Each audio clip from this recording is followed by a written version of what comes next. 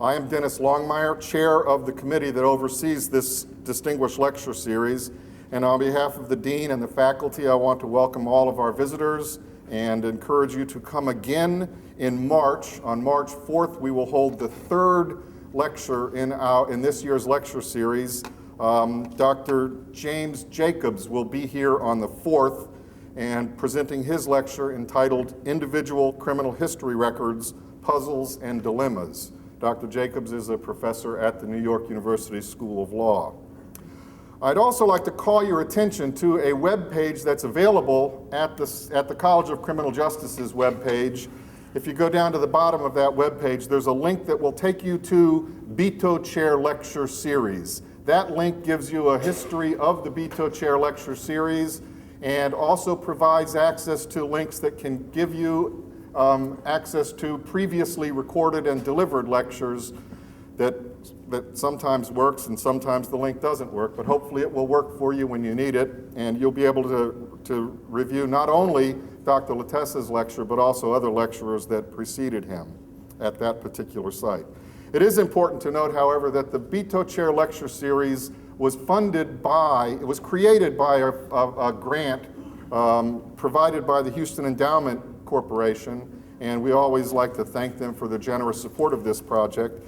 The Beto Chair Lecture Series was created specifically for the enhancement of our doctoral education, and it was designed to bring experts in the field of criminal justice to Sam Houston State University so that they could interact with our students, and in essence, we would be able to expose our students to the giants in our discipline.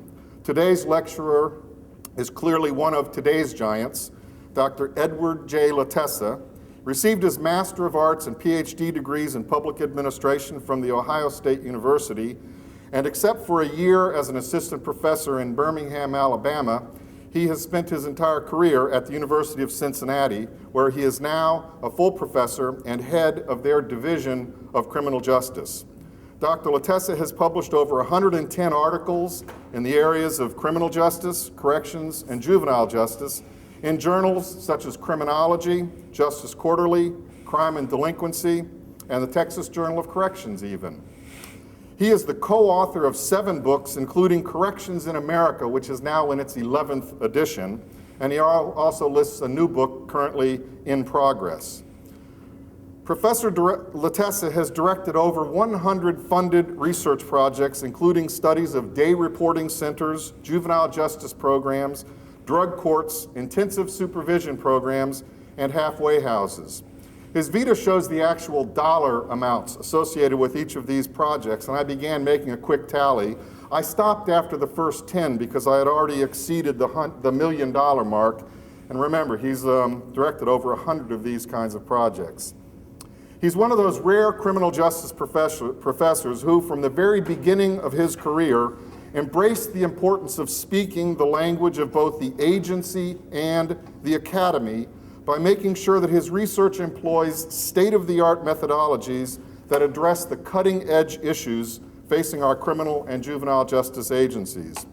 He and his research colleagues have assessed over 450 correctional programs throughout the United States.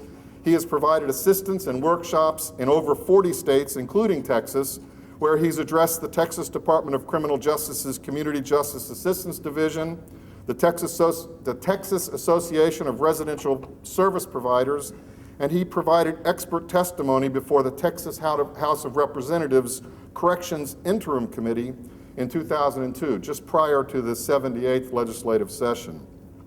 Dr. Latessa has received awards from academic and agency associations alike. I looked at the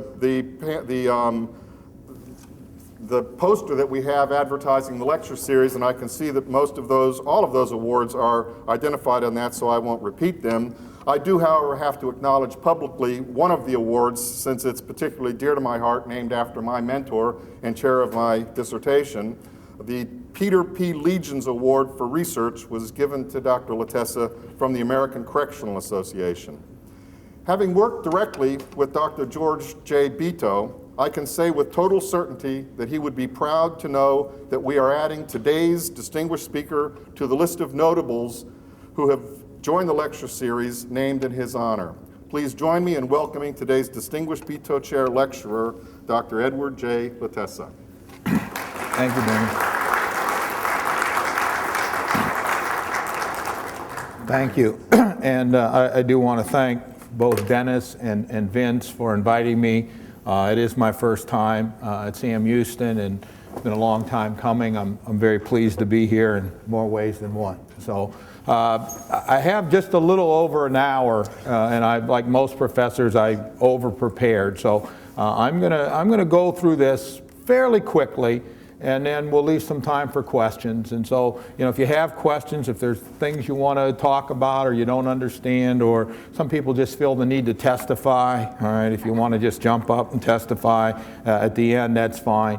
But I'd like to get through it, so if there's things you want to write down, feel free to do that. And we have a little time after the presentation to talk, so we can go into more detail. I've titled this "What Works and What Doesn't in Reducing Recidivism, Principles of Effective Intervention."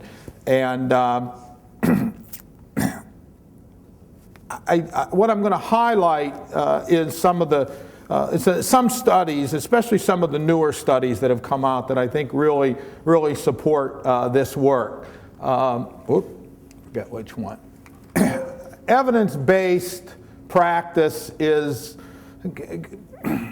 it's what everybody talks about now. No one says, I don't know, what we're doing works. Everyone wants to do evidence-based practices, but it's important to know there are different forms of evidence. The lowest and most common form of evidence is anecdotal evidence, based on testimony and case studies. Often makes us feel good. If you work in the field and someone says, you really helped me and I got a job today, that makes you feel good. It gets you back there at work, it gets you pumped up, think that's what I did help. The highest form is empirical evidence, and that's results from controlled studies. It's based on data, research. Doesn't always make us feel very good. If someone says there's a statistically significant difference at the 0.05 level, we're like, what the hell are they talking about? It doesn't really matter. I'll give you a quick example of a little of both, some early work I did. Years ago, we had a county in my state, and they had a big drug problem, lots of drugs coming into the community. And they had a very powerful judge, and that judge wanted to do something about that drug problem. He was tired of just locking people up in this revolving door. And so he started asking his colleagues, where can I find a good drug program? And they sent him down to Miami. What better place to find a drug program? So he goes down to Miami, and a judge down there says, I got just the program for you, acupuncture. And they trotted up some poor indigents who said, acupuncture changed my life. And based on that anecdotal evidence, that judge came back to Ohio and he created an acupuncture program. It was run by the probation department. They bought an old house. Offenders had to report. Offenders were identified who were on probation and had a drug problem. They had to report every morning at 8 o'clock. First thing they did was pee in a cup. Second thing they did was get acupuncture, 5 spots in the ear. And then they spent the rest of the day in other activities, drug education and groups and other things that don't work with drug offenders either. So they did that for a while. And then one day they called me. They're spending a lot of money on this program. And they called me and they said, Ed, we want you to come up and evaluate our program. We want to know if it's working or not. What do you think folks mean when they want to know if a correctional program's working or not? Think they care if the offenders are feeling good about themselves? If they like the program? No. They want to know if it's changing their behavior.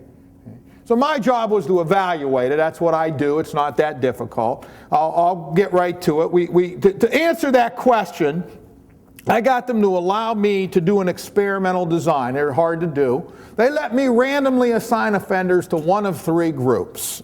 Acupuncture group. She'd come in the morning, she'd pee in a cup, she'd get acupuncture, and she'd get all that other good stuff. Control group, placebo group. Vince would come in the morning, he'd pee in a cup, he'd get acupuncture in the wrong spot. That's okay. We'll give it to you for sexual dysfunction. And he'd get all that other good stuff. Elizabeth would be in our control group. She'd come in the morning, pee in a cup. She wouldn't get acupuncture. She'd get all that other good stuff.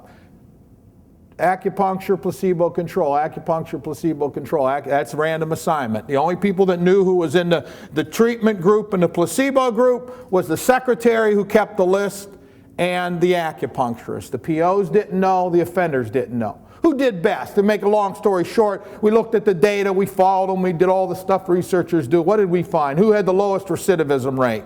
The control group. Now, that doesn't surprise many people, right? And didn't surprise me, because basically acupuncture is horse shit. But the question I had at the time was, I wonder why the control group actually did better.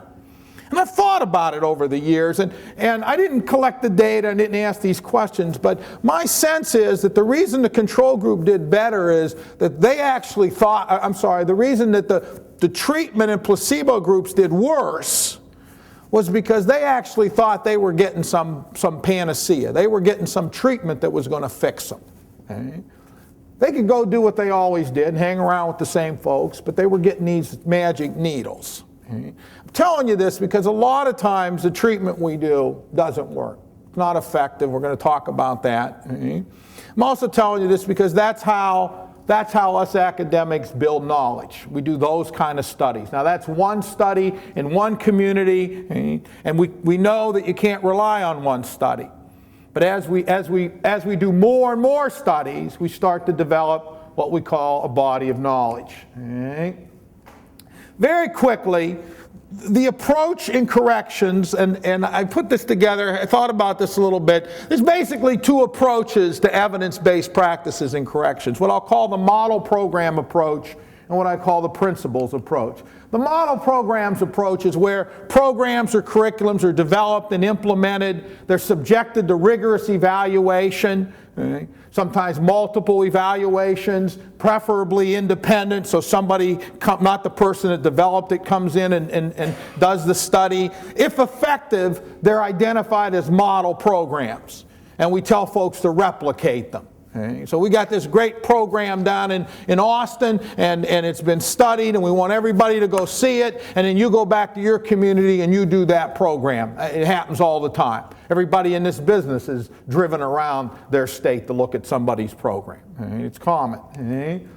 Examples, things like multi-systemic therapy, functional family therapy, the blueprint programs that OJJDP has identified, things like aggression replacement training. These are all interventions or program models that have been shown to be effective, and so they're often, we attempt to replicate them. There's some advantages. They've been shown to work.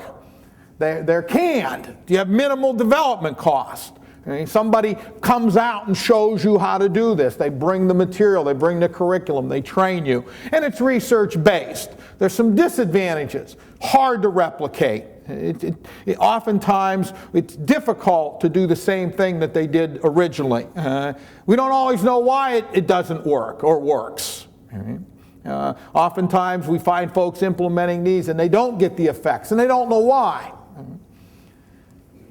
Extensive training is required. They're usually designed for a specific population or setting. So, for example, with multi-systemic therapy, you need a committed caregiver in order to have that model effective. If you don't have that committed caregiver, probably not going to work. Often they're proprietary. Somebody owns them. You spend a lot of money. They come out and train you, and that's how it works. And they're high fidelity.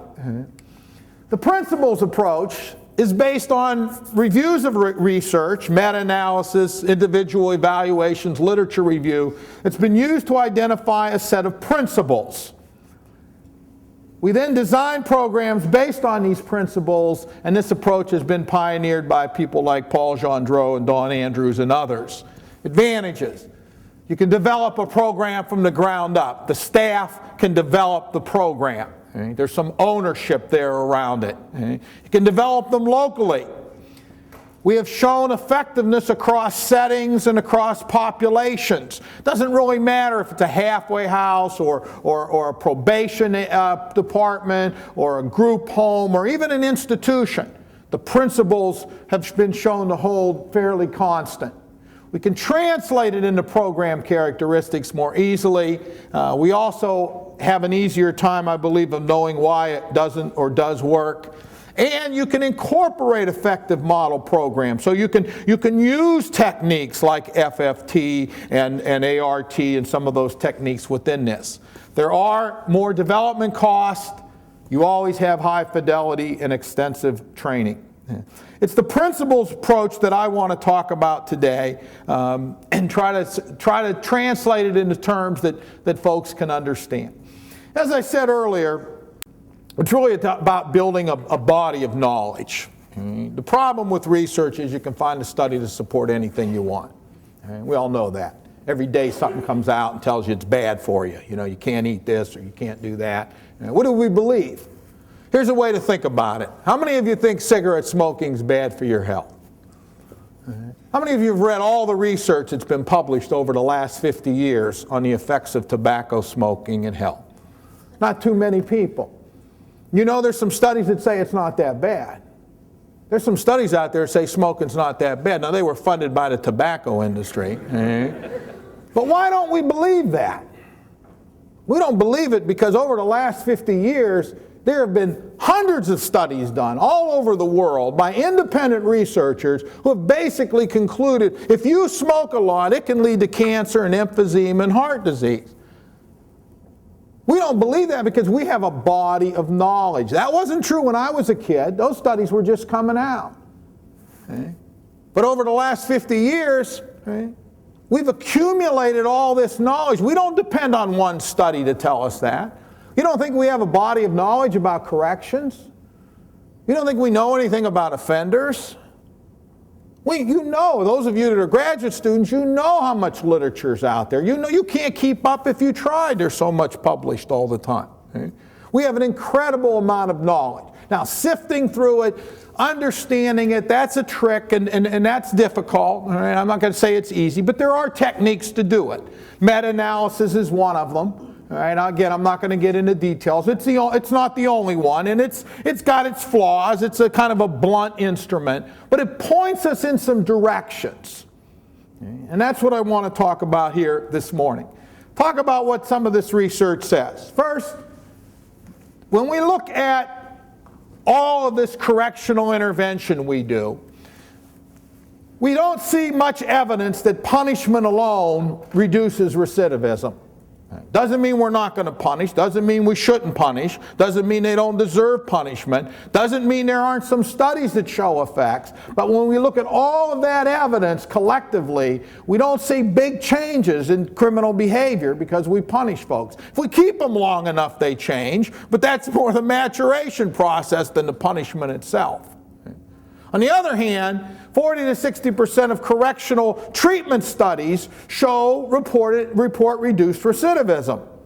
That's good news and bad news. The good news is 40 to 60% of studies show reduced recidivism. The bad news is 40 to 60% of these don't show reduced recidivism. Okay? And we all know the problem with that is what usually gets published. Studies that show effects, right? So there's some file drawer issues there. It doesn't matter. It doesn't really matter if it's 20% or 40% or 30%. We know there's some evidence that we have some programs that are reducing recidivism. Okay? And that's what I've always been interested in. What is it about the programs that are working that are different than the programs that aren't working? What do they look like? Which leads us to kind of the principles, which I'll get to in a second. When we look at that data, just so you see, we see what we call a slight treatment effect. If you look at the studies of treatment, we see a modest treatment effect. We see a slightly negative effect for punishment. This is juveniles only, so it's very similar. And I don't know why we would think it wouldn't be. I mean, adult offenders are just delinquents that grew up oftentimes, so it shouldn't surprise us. But a modest treatment effect, slightly negative for punishment. And by the way, these are the people that appear to be resistant to punishment. Psychopathic risk takers, those under the influence of a substance, and those with a history of being punished. Guess who that is? That's an offender population right there, right? What percentage of people are substance abusers? How many have been in trouble before, right? And so I just want you to understand why we don't see strong effects from just getting tough with offenders. The tougher we get, the tougher they get. In part because such a large percentage immune. I could change most of your behavior through punishment, but you're pro-social people. You have a lot to lose. Mm-hmm. Many of the people that are dealt with in the criminal justice system don't fit into those categories. Mm-hmm. I don't want to talk about punishment. I'm here to talk about effective programs. And what we've concluded, people like myself and others who study these things, have basically concluded that we're not going to get far from just punishment. That we've got to have some human intervention. We've got to do something to change that behavior a little bit. The problem is not all treatment programs are equally effective. If it was, I could just stop now and say, just go do treatment. Just put them in some program, and you'll get some effect. Unfortunately, it's not quite that easy. Second body of knowledge, and I'm going to go through this rather quickly, but second body of knowledge that's important is the work on risk factors. In my opinion, it's probably the most important work to understanding effective program. I can go to a correctional program, and usually in 2 hours, I'll know whether it's going to have any effect or not. Sometimes it doesn't even take me that long. They spill their beans in the car going over to the program. Mm-hmm. But a lot of it has to center around this work. Mm-hmm. Because I go to programs and I look at I can see what they're targeting for change. Mm-hmm. And of course, if they're not targeting the risk factors that are correlated with criminal conduct, they're not likely to change it. Mm-hmm. This work, people like Gendreau and Bonta and Andrews and others have kind of pioneered this work. I'm not going to go through the research. I don't have the time. But there's meta-analysis, there's individual studies, and I could show you the correlations. We could talk about that. But I'm going to skip right down to the major risk factors. These are what's considered the major risk need factors for criminal conduct, starting with history of antisocial behavior. The earlier you start, the more things you do, the higher the risk. All right. Easy one. First thing we look at, criminal record. They've been here before. More times they've been here, the higher the risk. Right. Couple problems with history. One is you can't really change it. And the second is you got to have it before it's useful as a predictor. We were talking this morning at breakfast, and I used to study habitual drunk drivers. And these were guys with 3, 4, 5, 6, 7, 10 DUIs. The problem is I couldn't predict anything because they were all habitual drunk drivers. So I have to go back and look at the first time drunk driver. Right? Because how do we know someone's high risk that has 5 DUIs? They got 5 DUIs. Okay. But what about when they got their first DUI? What was their risk then? Well, I would argue that it was high because they went on to get the second, third, fourth, and fifth. Well, many others don't. They quit. You get a DUI, most of us would never do it again because we have a lot to lose. Our jobs and our careers and family and so forth. So that's the problem with criminal history. It's a very powerful predictor. It will throw everything else out of your models if you let it. But there are some limitations. Antisocial personality, adventurous, pleasure-seeking, weak self-control, egocentrism. People think it's low self-esteem. That's a myth. Give me low self-esteem any day. My one daughter always says, "Dad, you're lowering my self-esteem." I said, "That's okay. It's way overrated anyway, Jennifer." It's egocentrism that drives that risky behavior. We ask offenders, "How cool are you?" Kids in institutions, you know what they give us on a scale of 1 to 10? 11.5, they tell us. That's what we need to worry about. Antisocial cognitions, attitudes, values, and beliefs, minimizations, rationalizations. Blame the victim, not my fault, what's the big deal, everybody does it, who'd I hurt? We hear it all the time from offenders. I tell my staff, when you hear a but, I did it but, you're about to hear that minimization. That's not a bad thing, that's actually a good thing. It gives you something to work with. It's better than the psychopathic behavior. Antisocial associates, we all know this. Everybody that's ever been a parent knows this. You worry about who your children hang around with. Major risk factor. Major risk factor. We're doing some studies now of peer associations. Can't believe how strong some of that comes through with offenders. Family, marital, school and work, leisure, recreation, and substance abuse. But I want to be crystal clear about this. This is the major set. But most researchers who study criminal behavior believe that these risk factors run through the big four. These are the big four right here. These are what's driving their behavior. Not here. You take an offender that doesn't have much to do and he basically hangs out a lot, and so you get him in some structured recreation, you teach him how to bowl. You know what you'll have? An offender that knows how to bowl. And it's the same with things like work. I interviewed an offender the other day on parole, and I said, "Are you working?" He said, "No, I quit my job." I said, "Why?" He said, "I wasn't getting enough hours." I said, "How many are you getting now?" He said, "None." I said, "You're moving backwards." Most people don't quit their job till they get another one lined up. Not him, he showed them. Went from 20 to 0. It's that kind of thinking that gets them into trouble. That's the target. I tell people they run employment programs, I say, you got to change your thinking first. Because when they say things like, "I'm not working for $8 an hour. That's not for me. I got somebody to support me." It's antisocial. And think of yourselves. Most of you you've taken all kinds of crummy jobs. Right? How many of you, if you had to support your family, would do just about anything? Most of us would. You ask a lot of offenders that, and you see what answer you get. Okay? So we have to start with those cognitions. Okay?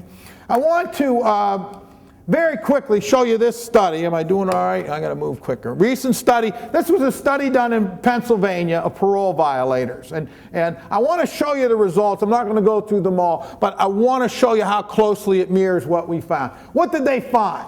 Failures were more likely to hang around with individuals with criminal backgrounds, less likely to live with a spouse, less likely to be in a stable, supportive relationship, less likely to identify someone in their life who served in a mentoring capacity. In terms of employment, big one, right, for reentry, right? Get them a job. That's the mantra of many programs. They go, the work's important. But look what Pennsylvania found. They were only slightly more likely to have difficulty getting a job. No significant difference there. Less likely to have job stability, less likely to be satisfied with employment, less likely to take low-end jobs and work their way up like most of us have, more likely to have negative attitudes toward work, less likely to have a bank account, and more likely to report they were barely making it. Yet, the success group had double the median debt. How much of that's cognitive? How much of that is attitudes, values, and beliefs about work? It wasn't about getting a job. It was about keeping a job. It was about working at a job. More likely to report use of alcohol or drugs on parole, but no difference in prior assessment of dependency. What was different? They couldn't manage stress. So when they got out in the community and they ran into stressful situations, they didn't have the skills. Well, we can teach skills. That's dynamic. Attitudes, unrealistic expectations, poor problem-solving skills, fail to utilize resources, and more likely to maintain antisocial attitudes. Surprisingly, not to me, but I think to them, they did not differ in difficulty in finding a place to live. What do? A lot of these reentry programs, I see them all over the country. What do they focus on? Housing and jobs. Look what Pennsylvania found. That didn't predict success or failure. And neither did success, and neither did eventually finding a job. Both groups, basically these guys said if you had a driver's license, you could get a job. It wasn't about getting a job. Now, having a place to live is a basic human need. We all have that need. But it's not a major predictor of criminal behavior and criminal conduct. Okay? So, there's the Pennsylvania study to support what we said. All right, all that to get to the principles. And I've kind of watered them down, narrowed them down a little bit, make it a little easier. These are the 4 principles that I like to talk about: risk, need, treatment, and fidelity. Who, what, how, and how well. Who do we target with our interventions? What do we target? How do we do it? And how well do we do it? Okay.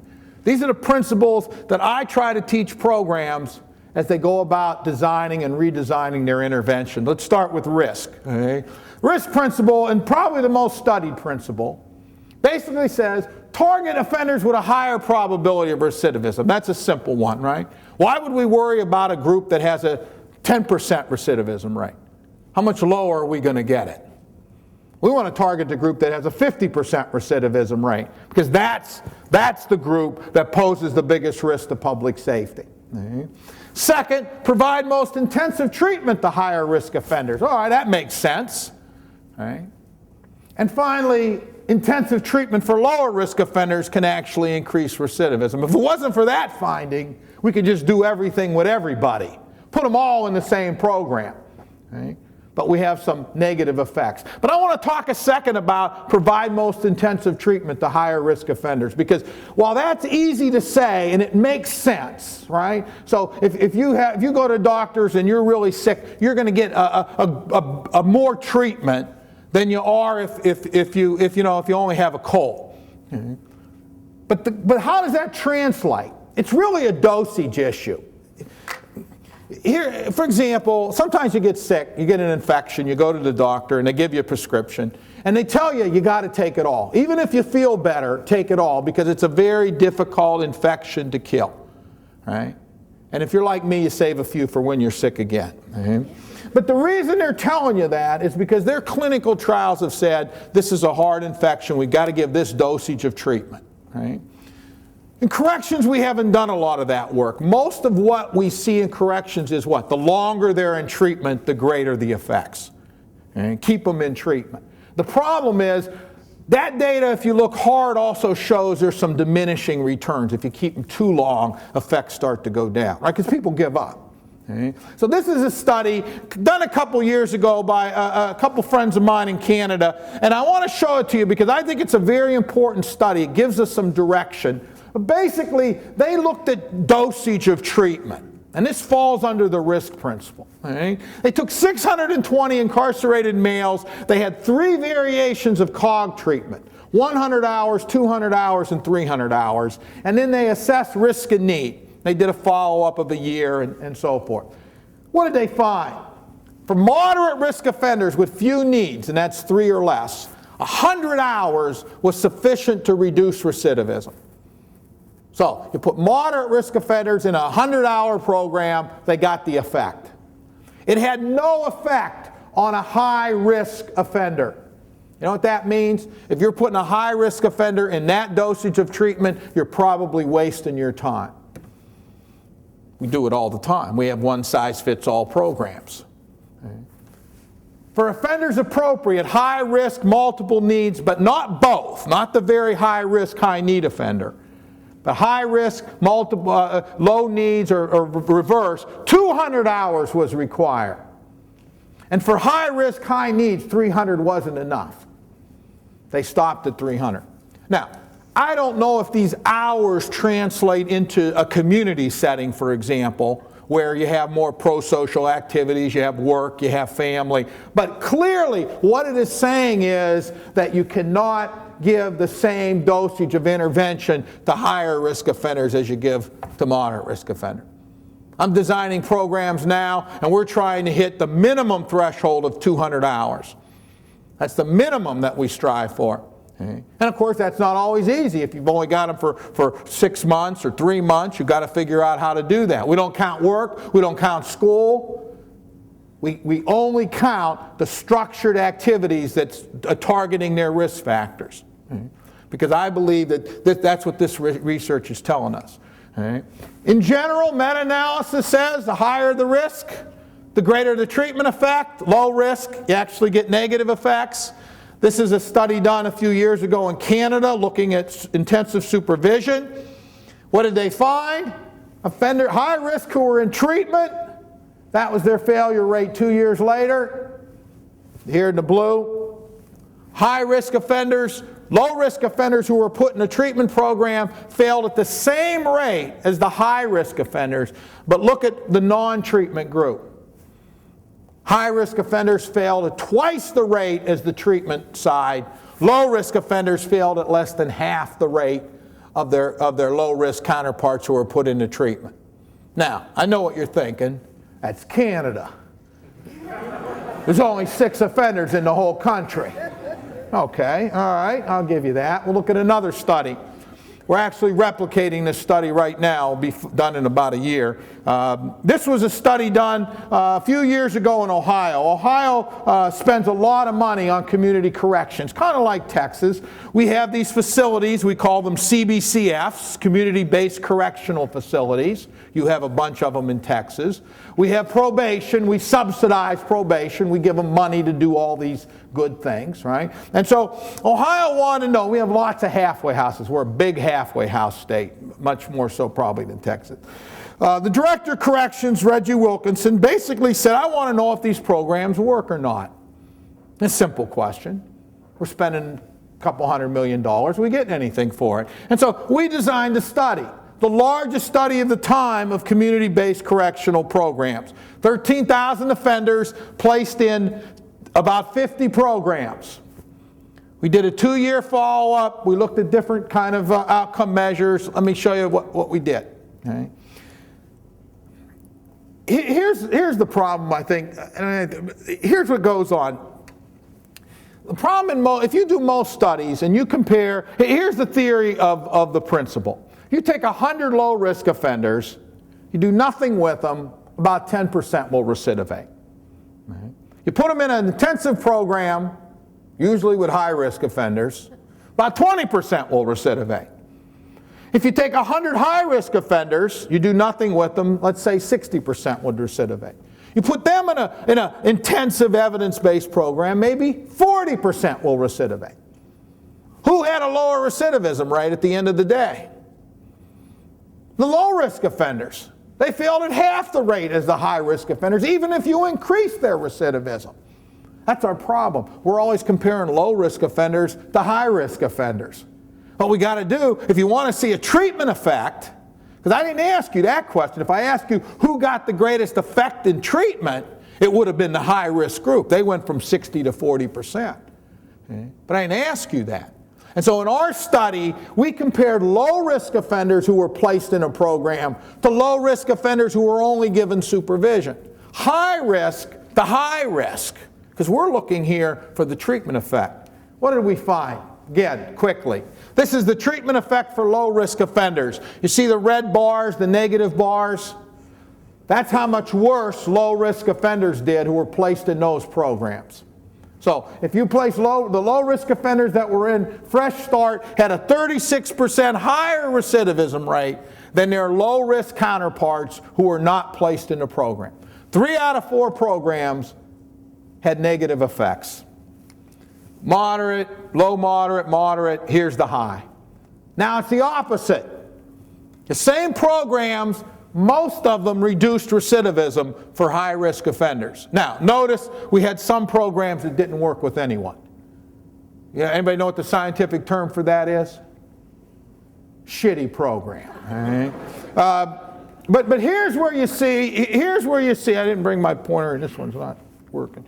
Here's where you see the risk principle down here at the higher rates. Let's just take one, Mahoning County. Mahoning County here had a 32% treatment effect with high-risk offenders. Low-risk offenders, Mahoning County increased recidivism 29%. So how can you have the same program getting an effect with high-risk offenders, getting a negative effect with low-risk offenders? We believe there's 2 reasons for it. First, of course, is the associates, the social learning. Okay? You wouldn't put your 15-year-old in with a group of high-risk kids, bunch of gang members, would you? Why not? Maybe your kid would rub off on them. You'd never do that as a parent. We do it all the time in corrections, by the way. We think we're teaching them a lesson. We throw them in with a bunch of high-risk people. Okay? It's not the only reason, though. Most of you are older. You're mature. Your attitudes aren't going to change because if I put Vince in a correctional facility for 6 months, he's not going to come out and start hanging with the homeboys. he's still going to fall asleep at 10 o'clock in the chair. All right? But if I took you all, you're all low risk, and I put you into one of your residential facilities for 6 months, how many of you would lose your jobs? How many of your families would have some difficulty getting by without you for 6 months? How many of your neighbors would have a welcome home from the correctional treatment facility reception for you? In other words, I wouldn't reduce your risk. I'd create some new risk factors for you.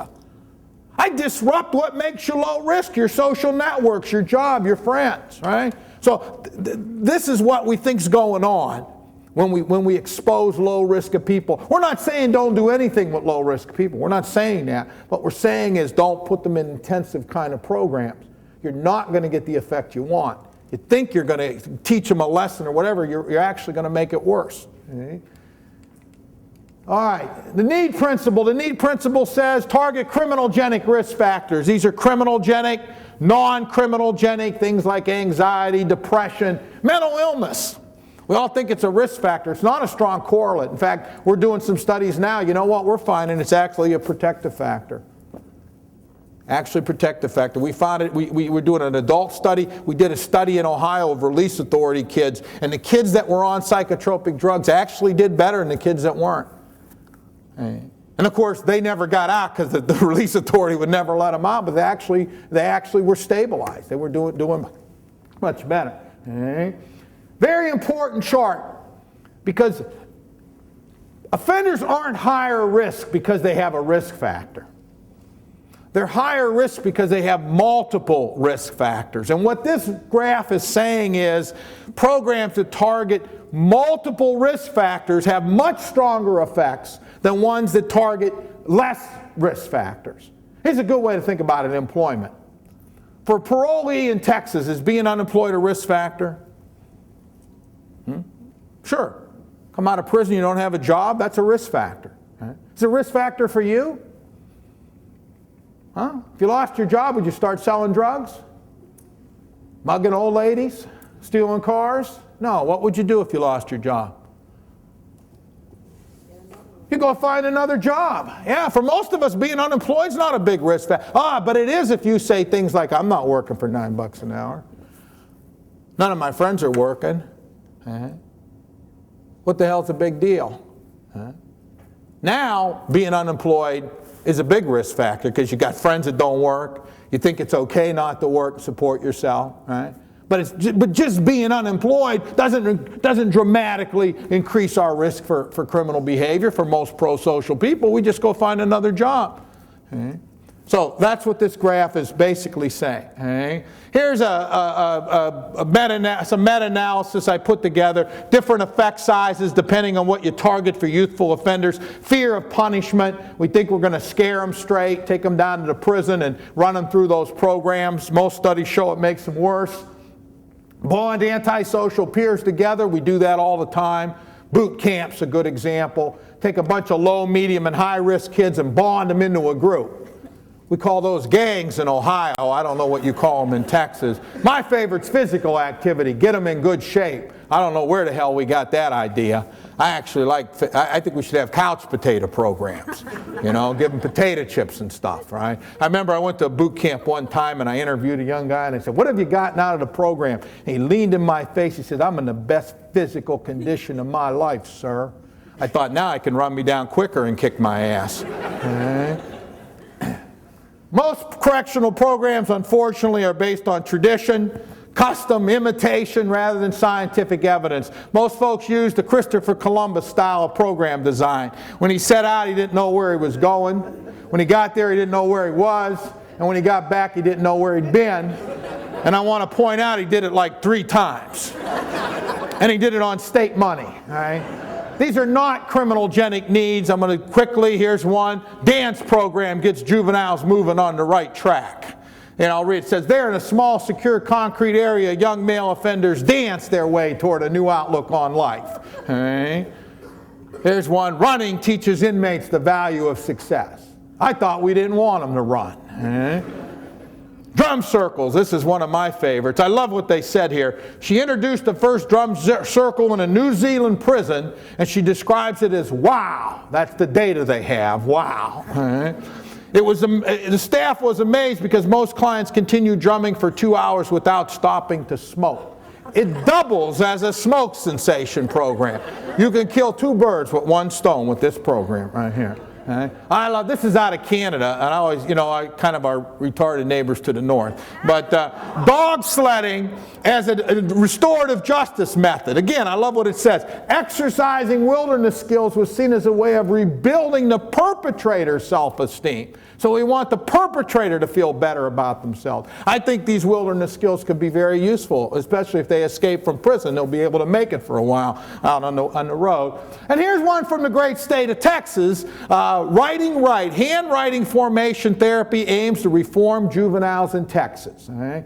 Now, for a fee, you fax this woman your juvenile's handwriting, and she will tell you what's wrong with them. She doesn't have to meet with them, but basically it's this theory. It's the same theory as, what's the other one?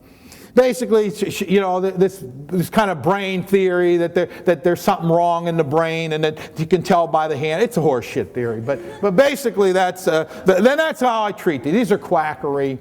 And criminal behavior often over a lifetime. It's not going to be changed with these kind of programs and these kind of interventions. Again, time, I don't have a lot of time, but I want you to think of 3 speeches that have changed your life, not including this one. Okay? Think about that.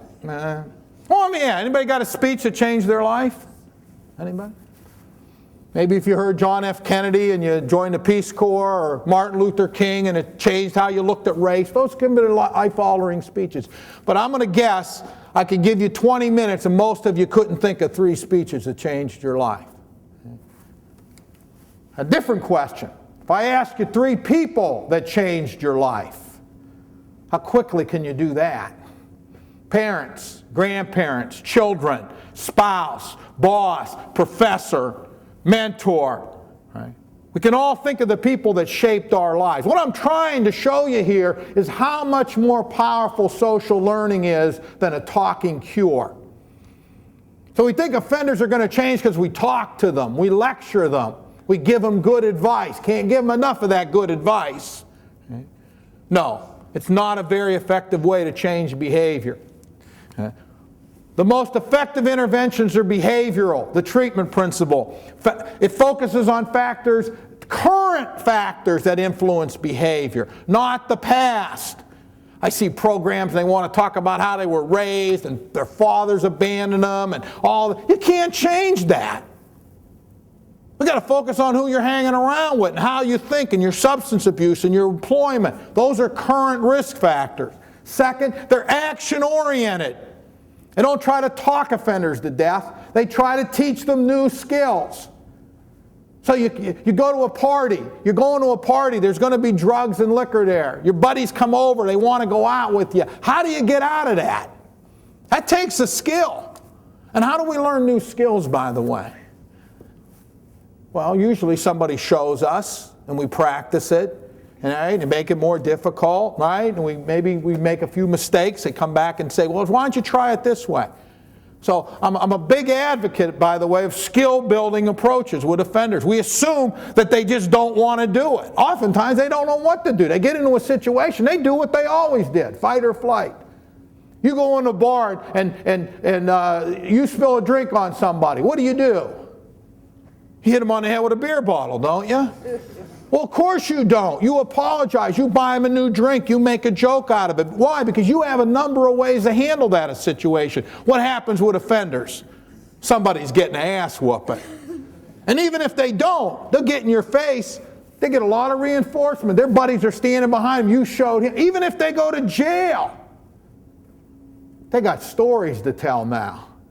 Okay? So that reinforcement's very powerful from that. Okay? When we look at the data, this is from Andrews, when we look at the data and we look at behavioral versus non-behavioral interventions, we see big differences in effect sizes. Behavioral interventions show much stronger effects than non-behavioral. Non-behavioral is things like drug education, almost any kind of educational program. Take some offenders and educate them about violence and educate them about what the harm they've done, or talk therapy. Sit around in a circle and sing Kumbaya. Okay? Client-centered approaches. What do you want to talk about tonight? Okay? Those are non-behavioral approaches. Okay?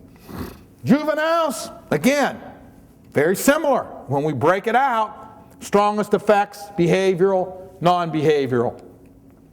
These are the most effective behavioral models: structured social learning programs, family-based approaches, and cognitive. And there are others, but these are the broad categories. Social learning is a very complex process.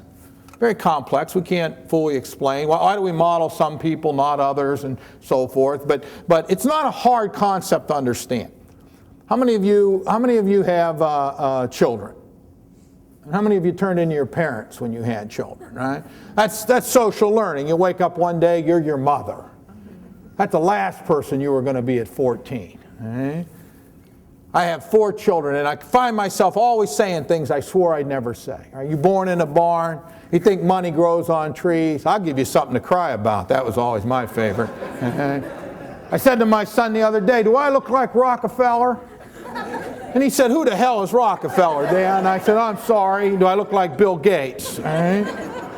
This is the family-based interventions. Primary effects, the meta-analysis, average effect size 21%, reduction in recidivism. This is stuff like MST, FFT, home school learning, and so forth. But a lot of variability.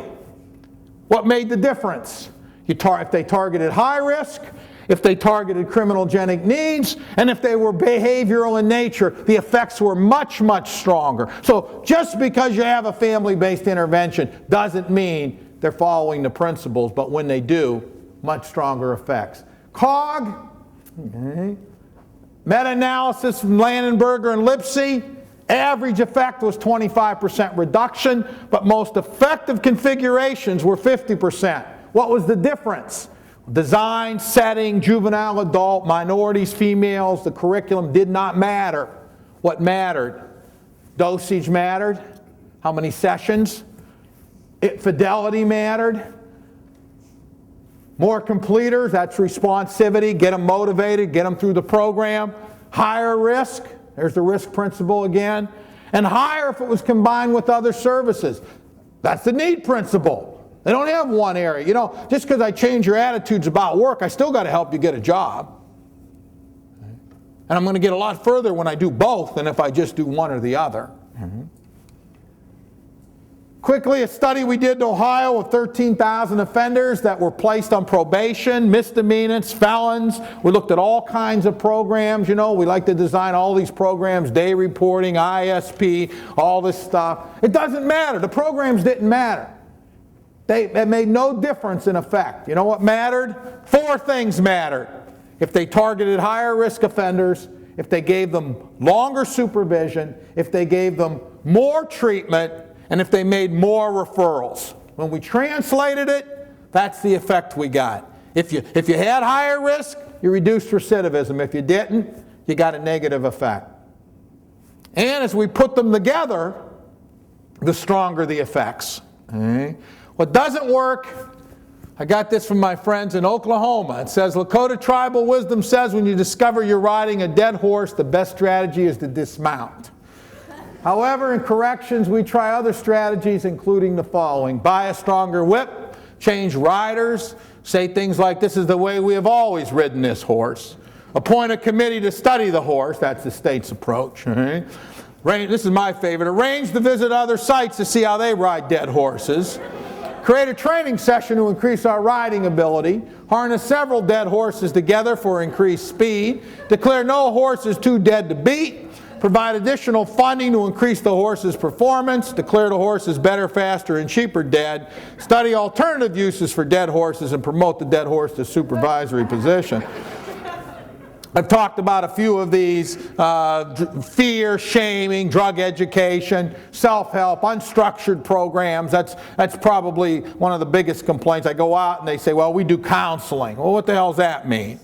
Give me 5 counselors, I'll give you 5 approaches. Good programs are structured. They have curriculums, they have targets, they practice, they evaluate whether they're meeting their targets. Right? That's where we have to move. Right?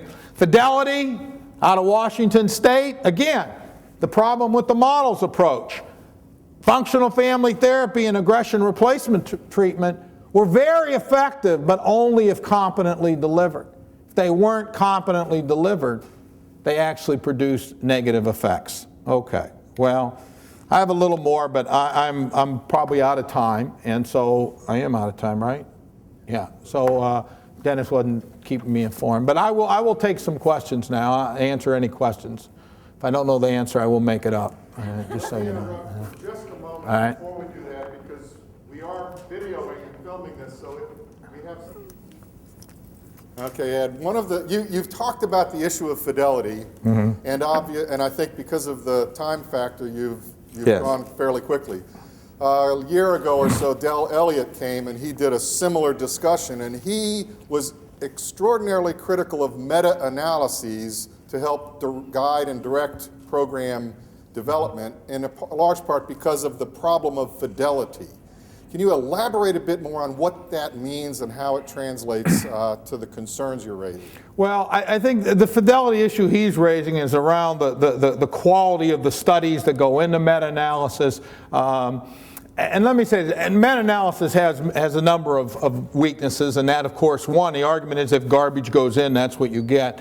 I try not simply to rely on meta-analysis. For example, the Ohio studies we've done, they're not meta-analysis. They're studies of offenders and programs, and so, you know, we have a lot of support for what people have found in meta-analysis. What I think meta-analysis has been able to do is to push us point in a direction. It doesn't really matter if the effect size is, you know, 0.2 or 0.25. I mean, that's less important than it seems to be fairly consistent. Right? That we get these kind of effects. I think, for example, the meta-analysis in the area of risk factors. You know, when I talk about risk factors, the folks in the field, no one sits there and says he's wrong. They're saying, absolutely, this is what we see with these guys. Right? Talk to them. So there's some validation there of that kind of work. But you know, Elliott's right in that you know, many of the studies that go in, two problems I see with meta-analysis, not just the quality of the studies, although most researchers screen out the very poor studies. The other is there aren't enough studies. You see a meta-analysis based on 3 studies. You know, and that's problematic. You know, I don't do a lot of meta-analysis. I've been involved in a few, but most of my work is actual going out in the field and doing these studies. And in defense of the quality of the methodology, I would say is that, you know, when you do research in the real world, you know, you're going to make compromises. I've done 2 experimental studies in my 30-year career. Most judges don't allow me to randomly assign people to programs. I don't know why. You know, it looks like that's what they do, but you know they don't allow me to do that. And so, you know, to argue, yeah, we need experimental designs. I don't dispute that. I just can't, and I sure to hell can't get it through IRB. You know, so you know, again, if it were based on 1 or 2, you know, just on meta-analysis, I'd say yes. But Elliott, I mean, he promotes the model program approach with the blueprint program, and I'm not as big a fan of that approach for a lot of reasons. Not that it can't work, but as I said, I think it's easier to teach people. For example, if you start to translate this work, what's the first thing you have to say is, okay, to meet the risk and need principle, what do we need to do? We need to do good assessment. All right. That's a good practice, and now we translate that regardless of the program, whether you're dealing with pretrial or probation or halfway houses or prison placement, we need good classification and assessment. That comes out of this work. Why? If we're going to treat them all the same, what the hell are we assessing them for? Well, we're doing it because we want to keep the high risk from the low risk. We want to know what to target and so forth. So that would be my answer to Elliott. Yes.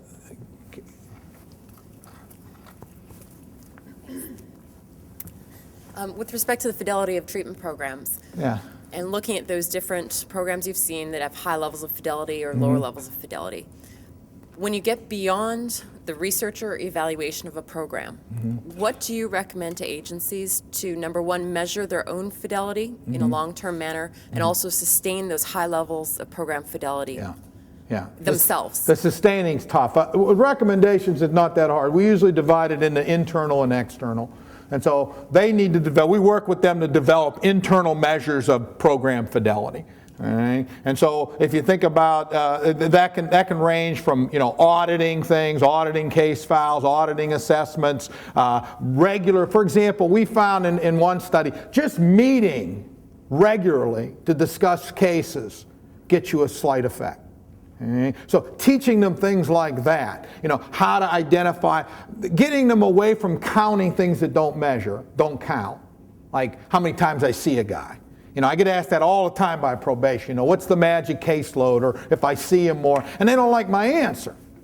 Right? See him more, you'll catch him more. It's like I have 4 kids, so me and my wife have a caseload of 2.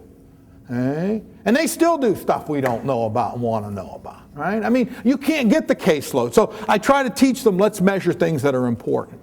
And so set that up. That's kind of internal. All right? For example, we've designed some stuff we give them when they should sit in on groups on a regular basis and give feedback to the facilitator. Okay? And you give them forms and you help them. So you try to build those in. Those are internal. External is they need to have research done. All the studies show if you have a researcher working with the program, you get stronger effects. So they need to track outcome. They need to define who's successful and who isn't successful in the program, so they can, because we found, for example, if you're between 65 and 70 or 85% completion rates, your effects are much higher. People that throw a lot of people out are less effective, and people that let everybody pass are less effective. So little things like that. You're getting a researcher involved with them, collecting outcome data. Ultimately, and when we look at a program, we do look at have they done outcome studies, and do have control groups and things like that. But you can count on one hand how many programs actually do that. I mean, here, in Texas, you've got a lot of universities. You've got SAM that does all this work across the state. So there's really no excuse for them not getting folks involved in research. But you try to develop, and the problem is the sustaining's very tough. I try to get them to create like a What Works committee, or even regionally work with other departments, and so they can, if we train folks and then your folks can come in and look at our programs, and you want to build that capacity within them. If not, it's the first thing to go. It's kind of the research and the evaluation. So you have to start making it part of what they do to increase their effects. And it's simple. If you have data, you'll make adjustments. And if you have no data, you'll just keep on doing what you did yesterday. And so we really, really encourage that fidelity piece to do it. Yes, Judge. I think I talk loud enough. They want to record you. Okay, that's fine. Watch your language. Yeah. I will. I think in terms of taking the scientific data and applying it in the real world of criminal justice, that one of the most difficult things as a judge has been to look at an assessment and rely on it when your gut's telling you something different. And so you haven't really addressed this, but how good are the assessments that are out there right now on these criminogenic risk factors? And how do you suggest getting judges to sort of rely on them more? That's a very good question. A couple things we know affects the predictive validity of a tool. All right? In our data, we've seen 2 things: training and experience. So if your staff have been trained on the instrument and they've used it a while, typically the validity, their ability to do an accurate assessment increases about 3-fold. But you have to understand, these tools, all of them, are based on a group. It can't predict to the individual with 100% accuracy. Okay? Take a high-risk group. You assess them with an assessment tool, and it comes back and says 60% will fail. Well, 40% won't. And you don't know which one will and which one won't. And so there's always something lost when you go from this to giving you the assessment, and you're looking at the guy in front of you saying, I don't think this is right. Okay? So there's always that problem: false positives, false negatives that occur with an assessment. It varies. I'd say you're probably a good assessment, well done, you're probably up around 70%, 80% accuracy. But, when we train people, for example, we train them how to use their professional judgment and discretion. That should be part of the process. So but here's what our rule is, 10%. If you're overriding more than 10%, you don't trust the instrument. If you're never overriding, you're not using your professional judgment, you're blindly following that. I think the other problem we have with assessment is we tend to treat it the way we do programs, one size fits all. We do an LSI on everybody. Well, hell, we got sex offenders. LSI will predict, but it really wasn't designed for that population. Domestic violence offenders, they don't fit that profile often. And so my advice is, and it's the same principle. The higher the risk, the more assessment should be done. If I'm a judge or a probation officer and I'm making a decision about this man or woman, and they're high risk, I want the best information, the most information. If they're low risk, I'm not that worried about them. Guy got a job, he's coming to report, he's paying his money. What the hell do I need to do? The more I do, the more I'll screw him up. So I think you have to look at your assessment process and ask questions, is it accurate? Are we confident in it? Do we have supplemental assessments when we get into these tough cases and we want to know more about them? And because that's what you want. You can't afford to do full assessment on everybody, but you don't have to. Just like you can't afford to put everybody in all the programs. You don't have the program space. That's why you want to make better decisions. But assessment's the engine that drives effective programs. It's not sufficient, but it's necessary. You won't meet the risk and need principle, and you've heard me say it. If not, you're what we call a watermelon thumper. And I'll explain that briefly. All right? And most folks in the field, certainly most judges, are watermelon thumpers. When I was a kid growing up, my dad would take me down to market to buy, my mother would send us down to get a watermelon. My dad would thump on every watermelon there. And I'd say, Dad, what are you doing? And he'd say, I'm picking out a ripe watermelon. My father always picked out a ripe watermelon. He had the touch. I take my 4 kids to the store. My wife says, get a watermelon. I thump on every watermelon in the bin. My children have looked at me and they'll say, Dad, what are you doing? And I tell them, I'm picking out a good watermelon. I don't have a clue. Half the time I get a bad watermelon. I'm not a good watermelon thumper. Some people are good watermelon thumpers. They can sit down with an offender in 20 minutes. They got him sized up. But the problem is it takes years to get to that point. It's not very scientific. What happens when that offender goes to the next PO or the next person who's not good at that? As organizationally, it's a disaster. You have no data. You don't know how many high risk, low risk. And the problem with that kind of approach is we remember the ones we're right on. We forget the ones we're wrong on. And so, you really want to take a hard look at your assessment.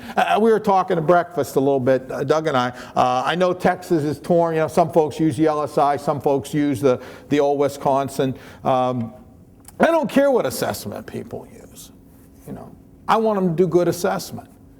If you look at what Travis County's done with the old SE or whatever it's called. Well, you changed the name of it, but the old case management system. They've done some incredible research with it. They've really taken an old instrument and really, I think, are using it very effectively. All right?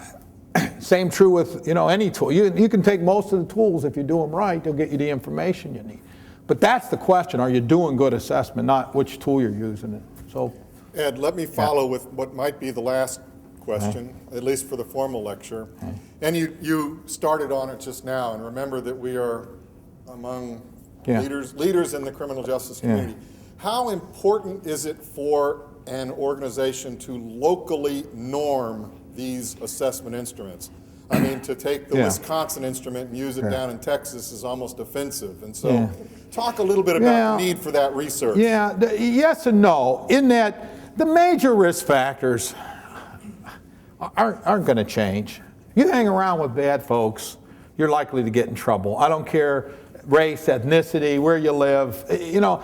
So that work, and I think that's why that work's been so powerful, is because it really transcends those things. All right?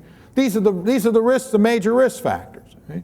The problem is local communities, how they deal with offenders, how the programs they have, those things, the ethnicity and racial breakdowns of the populations are different. So I think that what we recommend is whatever tool you use, you need to do validation studies at least every 5 years. Because what will change are the cutoff scores, all right, the ranges. So women might look much different in terms of their cutoff scores and their risk. We overclassify women as a rule if we use men's tools and so forth. We know, for example, with the LSI, it has held up pretty good with most populations. One we found it didn't, Native American women. Wasn't holding up, and we couldn't figure it out. You know, it's like, why aren't some of these things? And when we talked to the staff, they said, well, it's how they respond to the questions. The answers they give us. They agree to everything, you know, even though it may or may not be true. So there was some cultural bias in there in the way it was being administered. Those things are important. Those things are important. Because here's what happens. Most departments take an instrument, and then over time, they start adjusting the scores, they start adding on, they start bastardizing these tools without the research to support that. So that you really need to. I've done, you know, I don't know, 10 validation studies of the LSI, and almost every one, the cutoff scores change. What's low risk in that community looks different because of how they process cases. You know, then Houston's going to look different than a small community in Texas, just in terms of the kind of cases you see. You know, there 2-3 felonies may not be as big a deal. In another community, you're gone. You got one, you're on your way. So those kind of things do change. But the domains are pretty constant. They're pretty constant. Very good. Before we formally close, Kirk Long has something that he would like to present to Dr. Latessa. Kirk is the Director of Residential Services for the Community Justice Assistance Division. And Kirk is an old dear friend of mine. All right, how are you, buddy? Good to see you. On behalf of the Texas Department of Criminal Justice, especially the Community Justice Assistance Division, and especially our division director, Benita White, who, by the way, wants to convey her regards and regrets for not being able to be here. We want to present you with this plaque. But before I do that, Benita wanted me to share an anecdote with you. Granted, anecdotal evidence is the lowest form of evidence, but they're the funniest, though. Hopefully it'll make you feel better. She attended a meeting several weeks ago. Also attending that meeting were all the 5 probation department directors of the 5 largest probation departments in the state. And the topic of the meeting was how to implement evidence-based practices to improve programming and reduce recidivism. And one of the questions that was presented to the group was they were asked if they could invite any presenter in the United States to come and talk to their judges and their prosecutors to try to convince them of the benefits of implementing evidence-based practices and what works programs. They all 5 gave the same answer. They named Dr. Ed Latessa. So I just want to give you this plaque to convey our appreciation and recognize everything that you have done to help us, the probation department, and the Community Justice Assistance Division, to implement evidence-based practices. If you can't see this, we're so proud of this, I'm going to have to describe it. It's got a picture of Dr. Latessa swinging a lasso while he's riding a tornado. And it says, Dr. Edward Latessa, the force of nature that has lassoed Texas into being tough and smart on crime. Oh, thank you. I want to give this to you, Ed, but mainly I want to give you our thanks. Thank you, thank you, thank you.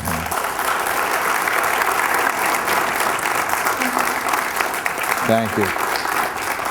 It means a great deal to me. Thank you very much. I always enjoy coming to Texas, and Good luck with your work. We're going to take a little break and then have and talk a little bit and then have lunch. What right? we're going to Mike Cavanaugh, a doctoral student. Yeah, Mike. I was just kind of wondering if the success rates differ for different offense types.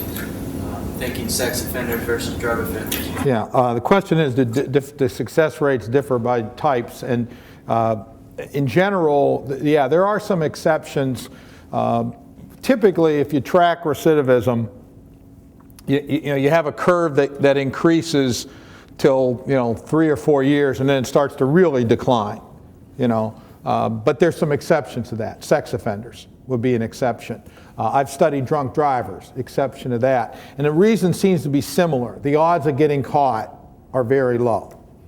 And so if you're going to track those groups, you typically have to go pretty far out. If you track drug offenders, hell, you go a year and you're going to get, a lot of failures. I mean, you're going to get your failures pretty quick. But the rule of thumb used to be something like if you go out 5 years, you're going to get like 85% of your failures. Most of the research on sex offenders says you ought to be tracking them about 10. So it's it also means it's tougher to do those studies, because you have to look out a long period of time. But we do see. But again, with those exceptions, what you really look at is risk. Doesn't matter if you're a high-risk drug offender or a high-risk, property offender. I mean, it's the risk that whenever you throw that in a model, that always predicts the most, is risk. If you think about it, because usually risk is some composite of a number of things, criminal history and substance abuse and work and things like that. So it makes sense that it would predict the most.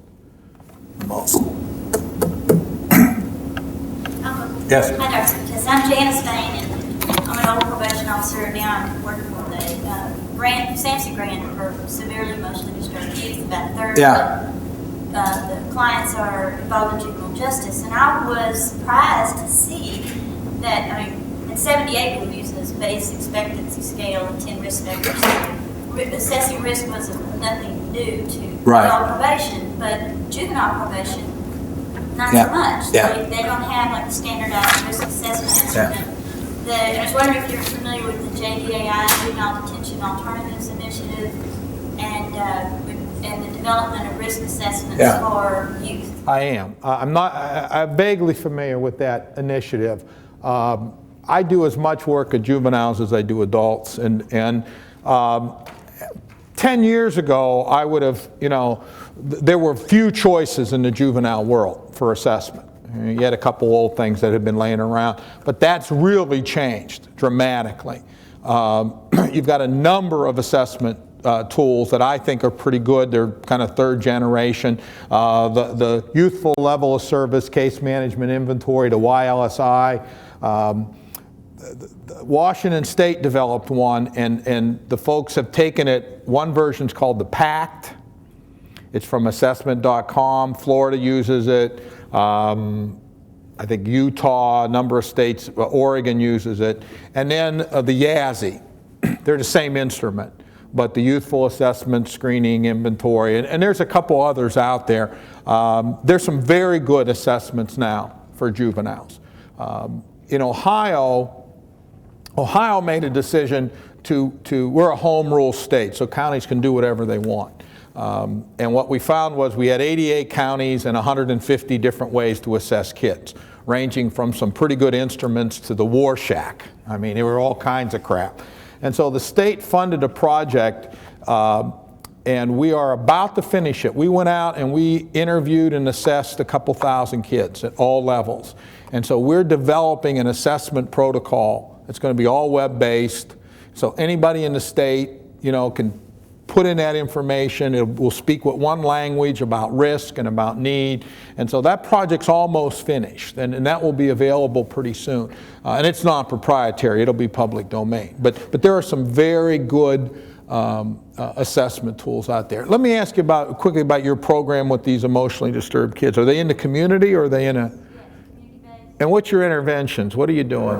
Well, we use a big part of it is a parent partner in a low caseload. So we have a care team Yeah. that works with the whole family. Yeah. So there's the use of the psychiatric, and there's some wraparound Yeah. initiatives. Yeah. I've seen some success with that population using DBT, dialectical behavioral therapy. Yeah. Yeah, it was designed originally for kind of borderline personality disorder, mostly women, but I've seen it used. Arizona has a couple DBT units, Oregon and Washington State, and they've been using it with these emotionally disturbed kids.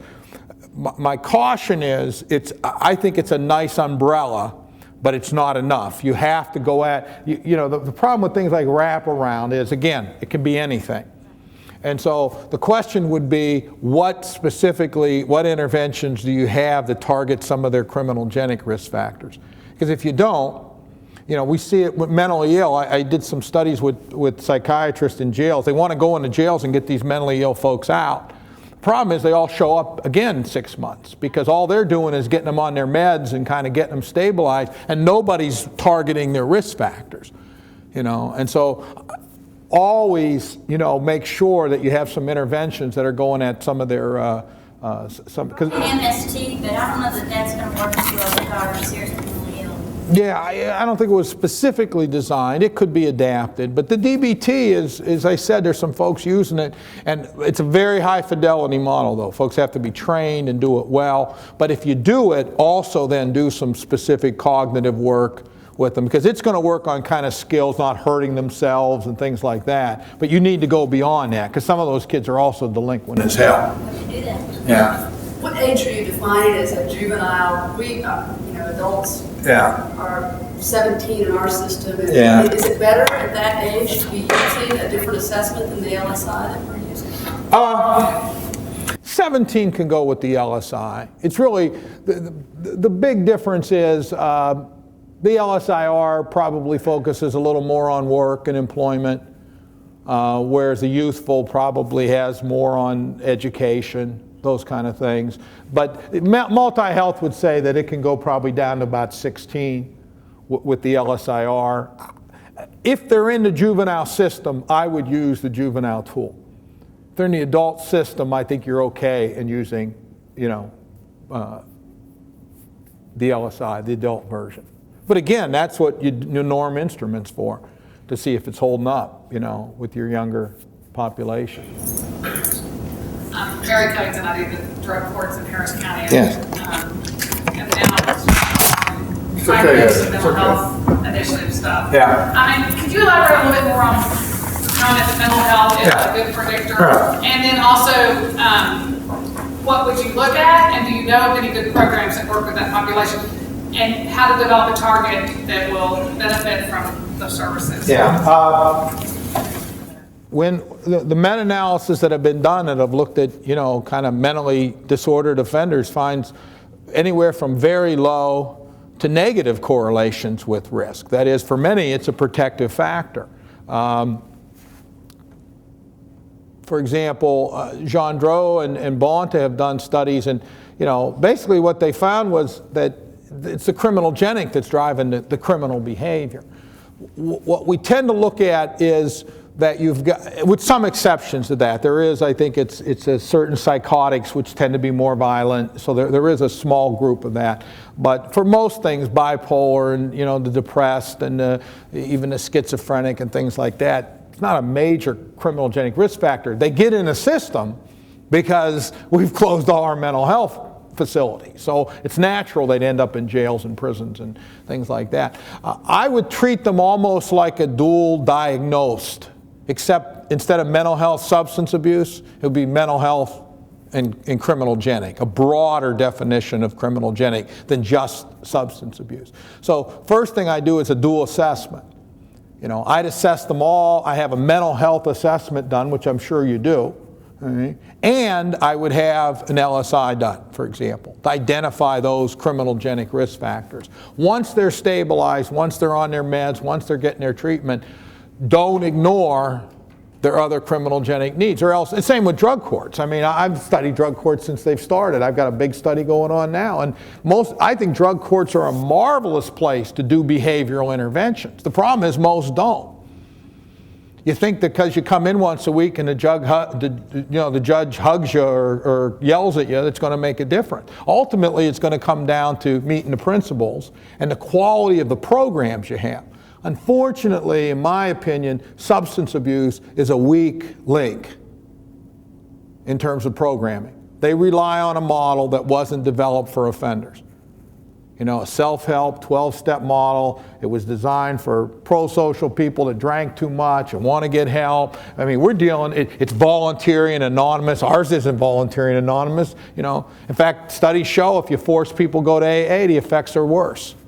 What do drug courts do? Make them go 90 days, 90 meetings. You know, what we really need to have is a much more structured cognitive approach, you know, with the substance abuse. And where I think drug courts miss the mark is they use the same provider networks they've always been using, who are mixing offenders and non-offenders and doing all kinds of things that kind of violate the principles. But yeah, the first thing I do with any of those therapeutic courts is take a look at your assessment. You know, if I have a drug court, I'm going to do a detailed substance abuse assessment, but I'm also going to do a general assessment. Same with the mental health. I'm going to have a diagnosis. Is the guy, you know, bipolar? Is he borderline? Is he schizophrenic? And I'm also going to look at what are his other risk factors. Right, because he's probably using drugs. He's maybe doesn't have a job. His you know, does he have any social support? I mean, that's what a good assessment will tell you, and then you build your plans from there. That's how I look at it. There's not a lot of data on the mental health courts. There's, you know, drug courts, quite a bit of data coming out. They've been around a while, but mental health's kind of, you know, kind of new. I read in our paper, we're going to have a veterans court. Apparently some counties have done that now just for veterans, and part of it's because, you know, these, I think they said like 5 or 10% of the guys in the jail were veterans, and in part they can get a lot more resources and a lot more benefits, but nobody's kind of hooking them up. So they're going to have a docket just for these folks, which I thought was interesting. The specialty courts have more to do with, I just want to make sure I'm clear. It's just identifying a population that by virtue of a risk needs assessment have additional needs. I mean, there's nothing really to be said for, okay, we're having a mental health court. It's just that we're dealing with mentally ill people who have high criminogenic risk factors that we need to deal with. Yeah, I think it's almost like specialized caseloads in probation. What it can give you is, as time goes on, you develop more expertise. You know, so if I'm a PO and I got 2 sex offenders and two mentally disturbed and 20 of these, I mean, I never really become an expert in anything. But if I only deal with mentally ill offenders, I'm going to learn the resources, the programs, I'm going to develop. And I think with the specialty courts, you get some of that. But if you ask me how important that offense is, as I said, with probably the exception of sex offenders, I'd say it's not that important. I'd say it's risk and what's driving their behavior. Right? I mean, you know, prisons do that. Juveniles do that all the time. You go into a juvenile, they have a drug offender unit, and they have this unit. And I'm thinking it's so artificial. Because remember what I said? You're not high risk because you have a risk factor. A lot of people drink too much. There's a lot of alcoholics running around, many of them functional. There's pro-social drunks. Just being alcoholic doesn't make you a criminal. Right? And so oftentimes when you get people that are drinking too much and they're engaging in antisocial behavior, what are they saying? It's okay to do this. What's the big deal? Who'd I hurt? You know, everybody does it. You know, so there's more to it when they're involved in the system often than just that presenting problem. That's why I think you have to transcend that offense. I think an offense categorization is not a particularly good way to divide up offenders. Even sex offenders, I mean, they can have a unique kind of behavior, but they have other risk factors often too. You have to look at. Carolyn, in a specialty court that handles dual diagnosed, in a perfect world from a director's point of view, my mentally ill offenders react differently to different sanctions and incentives, but in a court like a drug court that is real structured and says you have to be fair and balanced across all of your program, it's hard to do that. Yeah. So, Well, and I haven't thought about that, but yeah, what I would do, and I didn't have time to talk about it, but the whole notion of behavioral approaches, there's a number of elements to behavioral approaches. One is modeling, practice, graduated practice, reinforcement, having rewards, having sanctions. And so what I would do is I would sit down with my staff, the ones that work most closely with this population, okay? And I would develop a behavioral structure of rewards, right? And if you have good rewards, you have some punishers built in because you can take things away that are going to work for that population. Because that's true for everybody. Not everybody's rewarded by the same thing. All right? Not everybody. For example, I went out to a juvenile facility in California once, and they all run these camps. They're county-run kind of facilities for kids. And they had one big reward. If you were good that week, after you hit a certain level, if you were good that week, you got a weekend pass. Well, they had kids that would start misbehaving Thursday night because they didn't want to go home. And the facility couldn't figure it out, you know. And finally I said, well, why don't you develop a range of rewards? And maybe the kids can pick. They can go to a movie, or they can have some other kind of reward structures. Because when you only have one or two, if it doesn't move me, guess what? And here you're dealing with a population that's not always rational and not, they're going to respond a little differently. But I have a lot, I'm sure your staff know this, but there are different kinds of rewards. There's tangible, token, and natural. A lot of natural rewards, a lot of reinforcement, a lot of encouragement. But, have a range of things and then see what works. See what works. But I wouldn't do same thing. I would do one size for all the treatment courts because that's a population that's a little bit different. But here's where I think some of the drug courts, for example, where they kind of miss the boat. They're often too long. Okay? With substance abusers, you know what the research says? Once you go past a year, effect size start to go down. We put people in drug courts for years. We have no clear criteria about what it is to complete it. That ought to be clear. What does somebody have to do to get through your whatever it is? Okay? Very important. Your range of network of providers. Okay. You may have some that are better with some populations than others, so you should have a very strong matching. Make sure that they're using the evidence-based programming and techniques. Because if not, your effects will go way down. It has nothing to do with what you're doing. Assessment probably ought to be centralized, at least a broad assessment, but once they go to the program, they may do additional assessment, and have an aftercare piece. If in some drug courts, the judge would say, well, once they finish, I have no jurisdiction. I'd say, well, then restructure your drug court. So that the last phase, they're still under your control, but you have this graduated release back into the, more natural setting. Because what you don't want is when you take away that support, many of them fall off the end of the table, and you don't want that to happen. So I'm sure you're doing it all right, though. I have a follow-up sort of, because it just occurred to me that we have these programs that we're developing to work with these youth that are involved in juvenile justice, but we don't have an assessment instrument. Yeah. So how can we really... First thing, you got to look. Yeah. As I said, there's many of them out there. There's a whole bunch out there. I'd get a committee form to look at the tools. I'd be glad to send you, what I have, and you take a look at them. And again, you design an assessment process, all right, that's going to increase, all right, as warranted. So if we come in, a kid comes in, he has relatively few problems, we've done this screening and assessment, he's pretty low risk, we can handle him at home, boom. But we get a kid that comes in and boy, he's off the chart, he's got some behavior now we have to do more assessment. And that's the kind of process you want to develop. But without good assessment, you're guessing.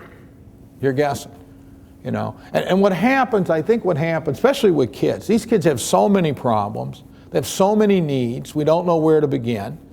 And as a result, we end up with programs that are targeting more non-criminogenic risk factors than they are criminogenic risk factors. And you know what happens? And your effects go way down. I was just out in Oregon and I told them, I said, yeah, they need this and they need this and they need this, but your major mission is to see they don't come back into the court again. and you only have them 6 months, 8 months, not whatever it is, the density of programming needs to be around their the criminogenic risk factors. You want to increase their X, Y, and Z. You want to get them winter coats. That's fine. We're not saying don't meet those needs. But here's our rule of thumb: 4 to 1. 4 criminogenic for every 1 non-criminogenic. That will get you the maximum effect. And there's 2 ways to look at it: not just what do you target, but how much time do you spend. I go to institutional residential programs, and when I strip them down, they're doing 3-4 hours a week. Start doing the math. I was at a girls program once in Oregon, COG program, all designed. They did about 3 hours a week for, 4 months or 6 months. Well, look at the data. They weren't coming close to even 100 hours, let alone probably the 2 or 250 they needed. It wasn't that the program wasn't well designed and they weren't using good interventions. They just weren't doing enough to target those risk factors. And with kids, it gets tougher because they're in school so many hours a day. They got so you don't have as much time. We just designed a revocation program in Ohio for kids that are sent back to the institution. It's a 90 to 120 day program. Those kids get 200 hours. We do weekend groups. The COs are running groups, because I have stressed you got to get at least 200 hours of direct intervention for us to get some effect. So that's a challenge, but I know if we don't, we're probably wasting our time, taxpayer money. And that's not always easy. And so you have to, I think that's where assessment comes in, because then you're saying, I don't need to spend a lot of time on these kids. They have a support system, they have a family, I can work with that. So. Yes. Nick Harpster, doctoral student. You talked about how important the dosage is. How much does the type of offender or the type of program affect the dosage amount? And also, as far as spreading out the dosage, I've seen in the PRI, some people they have 4 hours a week in one block, and some they split it up 2 hours. It's a good question, and here's the problem: is a lot of times it's dictated by how long I have the offender. All right? Sometimes the judge says you're 6 months or you're going to this program. The problem is there's a limit to what people can learn and absorb. All right? And we're not always talking about the brightest people in the world. Right? So yeah, it'd be great. The Canadians, for example, with their intensive sex offender programming, they're doing 15, 20 hours a week. Probably getting up near the maximum. Because if you're doing good, remember, this is not sitting around a table talking about your problems. This is a process where we're going to practice, we're going to learn new skills, you're going to get homework, we're going to come back. If you don't get it, I'm going to work on it again. And so that, there's only so much you can learn.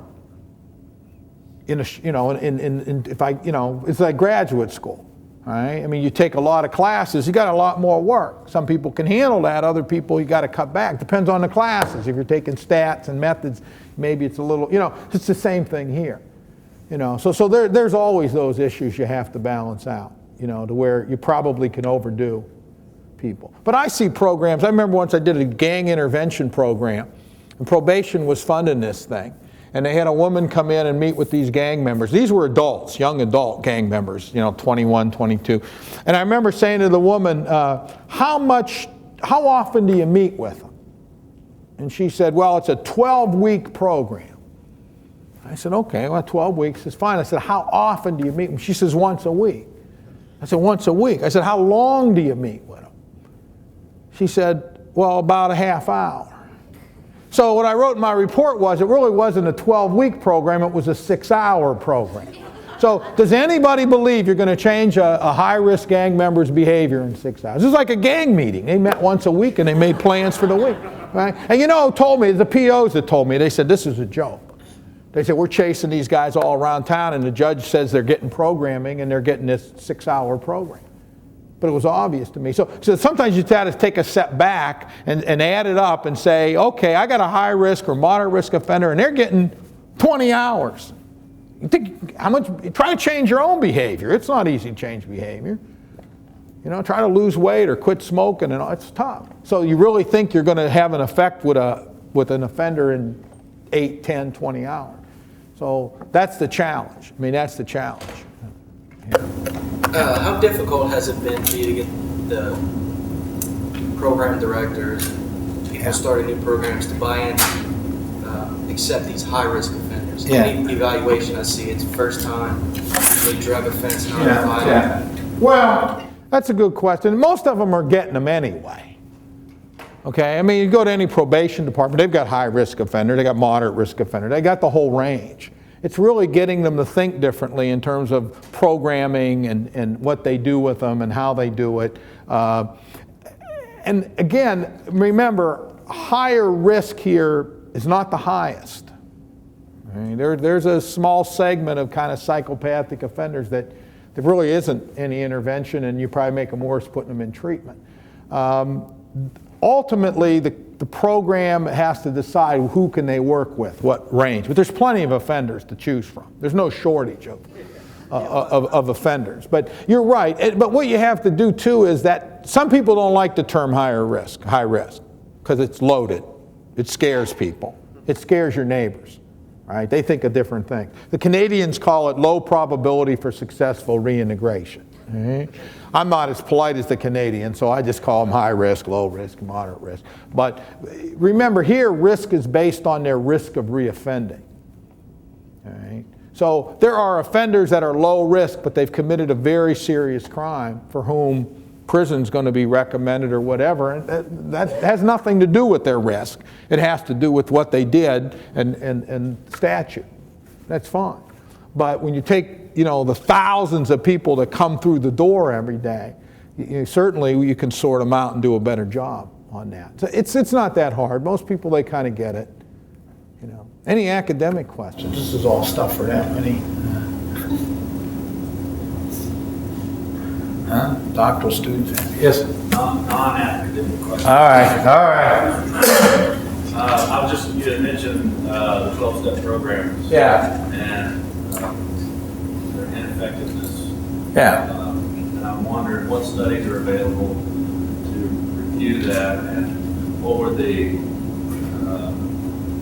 conditions under which those studies were done. In other words, I often see, well, as a lawyer, I saw the judge's order my client to meetings with me. Right. Big deal. Right. As a judge, I have ordered people that have shown an interest in recovery from alcohol and drug abuse to 90 and 90 or 180 and 180 days. Yeah.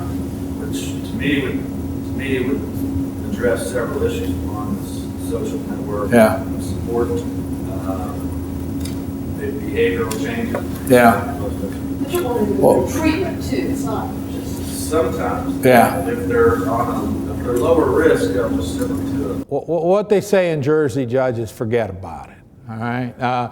If you email me, I'll give you my card. I'd be happy to send you the studies. It's hard. I mean, there have been studies of AA, for example. It's hard to study because it's anonymous and voluntary, but there have been studies. There have been meta-analysis, and in fact, what they show is who does worse?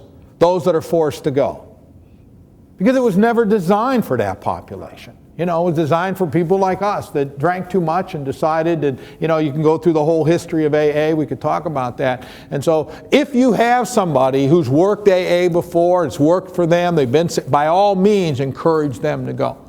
By all means. But to take somebody who's got a lot of antisocial behavior and attitudes, and they happen to drink and use drugs, and order them to go, you're probably doing a disservice to them as well as to the program.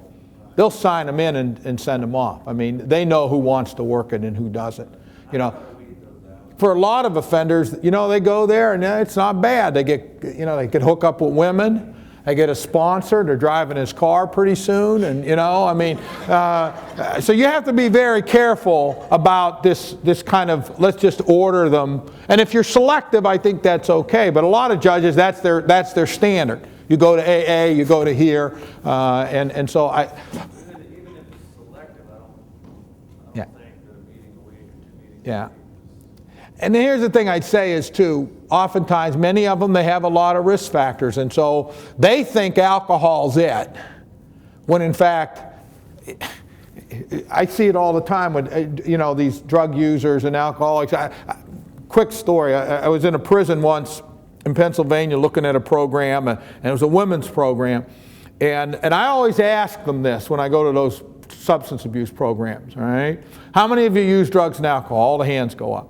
How many of you started getting in trouble before you used drugs and alcohol? At least half of the hands go up. At least half.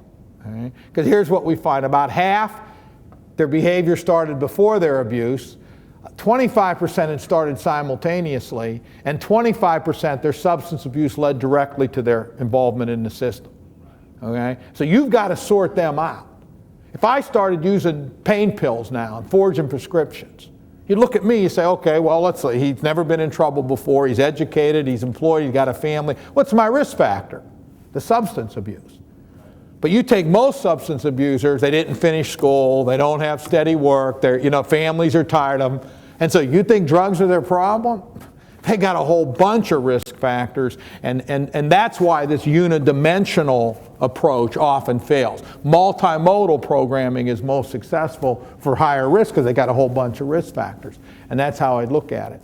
And so, it's hard. You have to ask your substance abuse programs, and that's why I said I think they're the weak link, because most of them their model is, it worked for me. I mean, most of them are ex-users, and so that's their mantra. It worked for me, it will work for you. And what we want is design programs that are a lot more structured, a lot more skill-related. There are some curriculums out there for substance abusers. For example, the feds, the Federal Bureau of Prisons, they only use COG with their substance abusers. They don't use any other model. And so there are some curriculums out there, and I'd encourage your provider network to take a look at this and to look at it. If not, you feel frustrated. You send the guy there, and then he doesn't show up, or he uses again, and now we can catch them all because we have drug testing, and pretty soon you got to do something with them, incarcerate them, and I always say, no wonder. I'm not surprised at all we feel those kind of program isn't really a substitute, But that's a tough one. It is, of all the providers out there, that's the one I always find is toughest to change. Yeah, Lee and Dr. Student, my question is about PRO guidelines. Mm-hmm. For the last 10 years, Texas Protocol has been implementing the new Texas PRO guidelines, which are pretty much similar with all federal PRO guidelines created decades ago. Right. And the current Texas PRO guidelines consist of two main factors. First one is seriousness offense that leads to current incarceration. Second one is risk factors. Yeah. Risk factors consist of five static and 5 dynamic factors. Yeah. I argue those 5 dynamic factors are not that dynamic at all. But according to the research, seriousness of crime severity has, the police with higher crime severity show the lower probability of committing a new crime. Right. But those kind of the factor, including the PRO guidelines, I think is mess up the total process of predicting the police, police recidivism. Right. So I want to know what is your opinion about adopting the severity of offensive severity in the PRO guidelines. Yeah. Murderers make the best parole rests. Yeah, absolutely. But there's a couple reasons. One, they usually killed who was bothering them, and second, they're older when they get out. Okay, so those two factors start to kick in because they don't get out right away. That has more to do with politics than it does science. Using that kind of a factor. The problem with, and by the way, in terms of risk prediction and classification, that's the first place it came from was parole.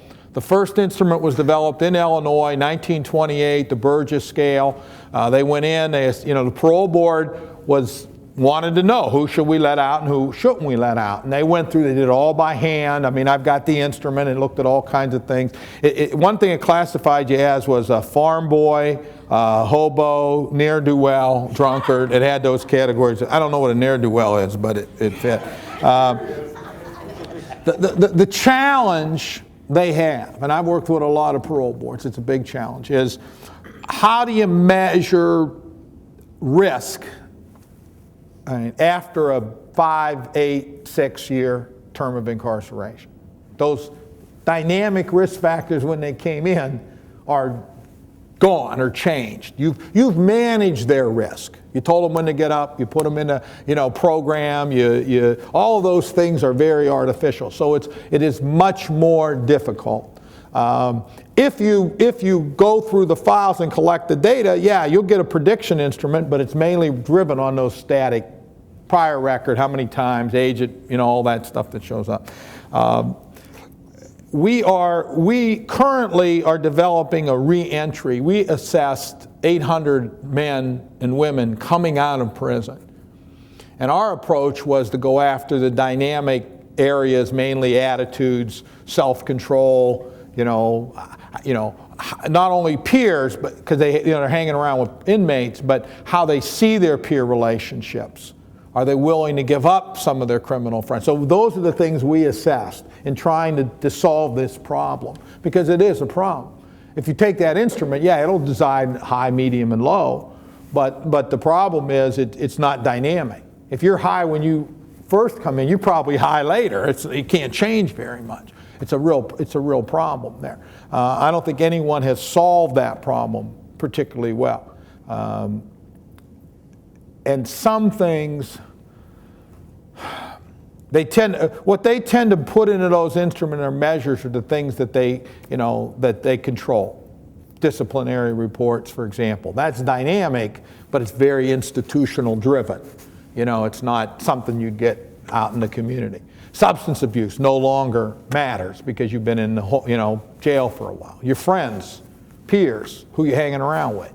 Well, my cellmate, that kind of thing. So it's very difficult. I think you have to move more toward the attitudes and skills. Okay? Again, this is a juvenile example, but I was at an institution for juveniles once, and as the kids moved through the program to get out, they had a process where they had to come in front of a board. And I thought, well, that's pretty good. But the problem was, when they came in front of the board, the criteria were they had to recite the credo.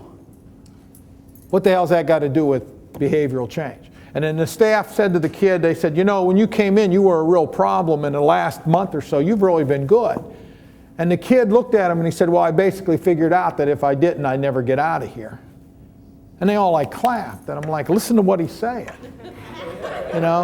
And what we try to do in programs we're designing is, I have the same process, but when the kid comes up to that board, they give him a scenario, and they want to know 3 ways he'll handle it. And then they change it up a little bit. Well, what if this happens? Because they want to see, as the kid learns some skill. He may not use them, but at least he's learned them. And so, but that's hard in a prison where you got thousands of hearings. It becomes more difficult. Juveniles, it's a little easier. It's a smaller population. But yeah, good luck on that. When our stuff's done, it'll be published. You can email me. We're almost done with it. So we're trying to solve that exact problem, because you're exactly right. Those instruments are faulty when they come out. They're faulty. Thank you. Yeah. There's a discussion at the state level looking at assessments, and I'm glad they're looking at what? Looking at assessments. Yeah. And I'm glad they are. But one of the issues that's being discussed is directing money to jurisdictions who have the highest risk populations. Yeah. That's not necessarily bad, I think. Maybe the concern I have is what's determining the risk. Yeah. The risk is being determined by static characteristics. I'm thinking maybe we're not going to put the money where it's needed. Yeah. Yeah. No, I would agree. Risk is not static. It's very dynamic. In fact, interesting, we looked at some data on track and outcome, and we saw a bunch of these really high risk guys doing better than lower risk, moderate risk guys. And it was because the assessment was almost all static. And so these guys had these huge criminal histories, but guess what? Now they're in their 50s, 60s. And so what drove their risk was their history, but now they've aged out of crime. And their recidivism rates went way down. So that's the problem with static risk. I actually probably gave them that idea All right, and I tried to get Ohio to do it for a while because Ohio does these subsidy programs as well for probation. And what I tried to do was, of course, not the static assessment, but I said to Ohio, why don't you give counties money and tie it to risk, almost like a voucher system, so that if you're willing to supervise a guy at this level, we'll give you this much money and we'll give you a voucher for programming and services. And if you supervise a low-risk offender, we're not going to give you anything. And a moderate risk, you get this. So we tie money so that you have money for programs and services, you know. But that assumes a good risk assessment that's dynamic and measures change and things like that. But yeah, because what I see in my state is we give these counties money and then they want to all target low-risk people, and we're not getting anything for that. But You know? Wisconsin wouldn't be a good measurement for the state to use for risk. Well, the Wisconsin had three components. It had a risk assessment, it had a need assessment, and it has this case management classification.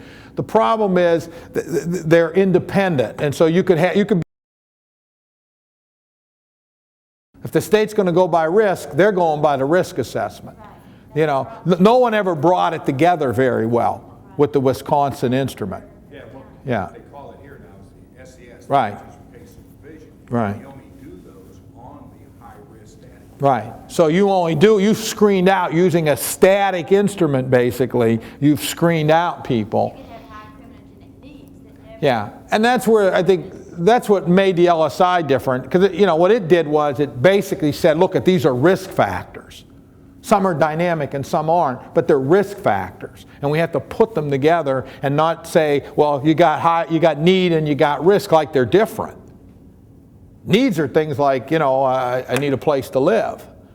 You know, I need clothes in the winter. I need food. You know, we're really talking about criminogenic factors related to your criminal behavior. The strongest one, I mean, only one criminal history in terms of history is in the big four. The rest are dynamic. Your attitudes, your associates, your kind of your antisocial personality patterns, being impulsive and things like that. So 3 of the big 4 are very dynamic. History is a great surrogate for everything else. If you got a long history, we assume you got criminal friends, you got criminal attitudes and all that stuff. But again, the problem is you can have a history in the past, it's changed now, you don't pick it up, or you don't have a history, and so you're not picking it up that way either. With kids, you'll see that more because they come in and a lot of them, you know, don't have a long criminal history. I'm surprised they've never used risk assessments, standardized risk assessments on juveniles. I mean, I would think they'd be more interested in assessing the younger ones to get them in the right place Yeah. for moving up, and yet it seems to be more miss. Yeah, and I think and historically, I think it's because social work dominated kind of work with juveniles, and those kind of instruments are kind of foreign to social work, you know, or it's more of a case study approach, you know, rather than in the adult system where the need, because of the numbers, the actuarial really develop. You know, what I like about tools like the LSI is you do this clinical appraisal and then you score it. So you actually listen to the offender, you talk to the offender, you can ask them a lot of questions, and then you score it. So it combines the two, which is much different than a number of prior arrests, age at first arrest. I can get all that from the file. I don't need to talk to you for any of that. You know, and I think that's a big mistake too, because I think POs need to talk to the offenders, need to hear them think, how they think, and their rationalizations and all that. I think it made it easy for us. Is there also a computer-generated LSI that you can actually sit for routine? There's automated version, but you still have to do the interview. They actually have a self report one. It's just as accurate, but nobody in the field thinks self-report works. You know, it does. You touched on this, but just let me ask you, you've spoken before on the length of a supervision period. Yeah. And that you're going to know within a certain period of time whether someone is typically going to succeed, or they're going to fail, or have problems, or you're going to have to reassess them. Yeah. And so we've moved dramatically in the last 5 or 6 years based on that. Our standard probation terms used to be around 5 years. So we were putting a lot of Way too people, long, yeah. really. So, and we moved to maybe around 2 or 3 with the ability to extend if Right. need be, and that still gives you room Yeah. for early terminations. What extent do you want to build in some time for early termination as an incentive? Does that make any difference? I think it can. I just saw a study the feds did with early termination, and they compared guys that were early terminated, guys that weren't, and actually found they did better. You know, and so the federal district, I forget which one it was, I mean, they were going to a lot of because the feds did the same thing. They kept them forever under supervision.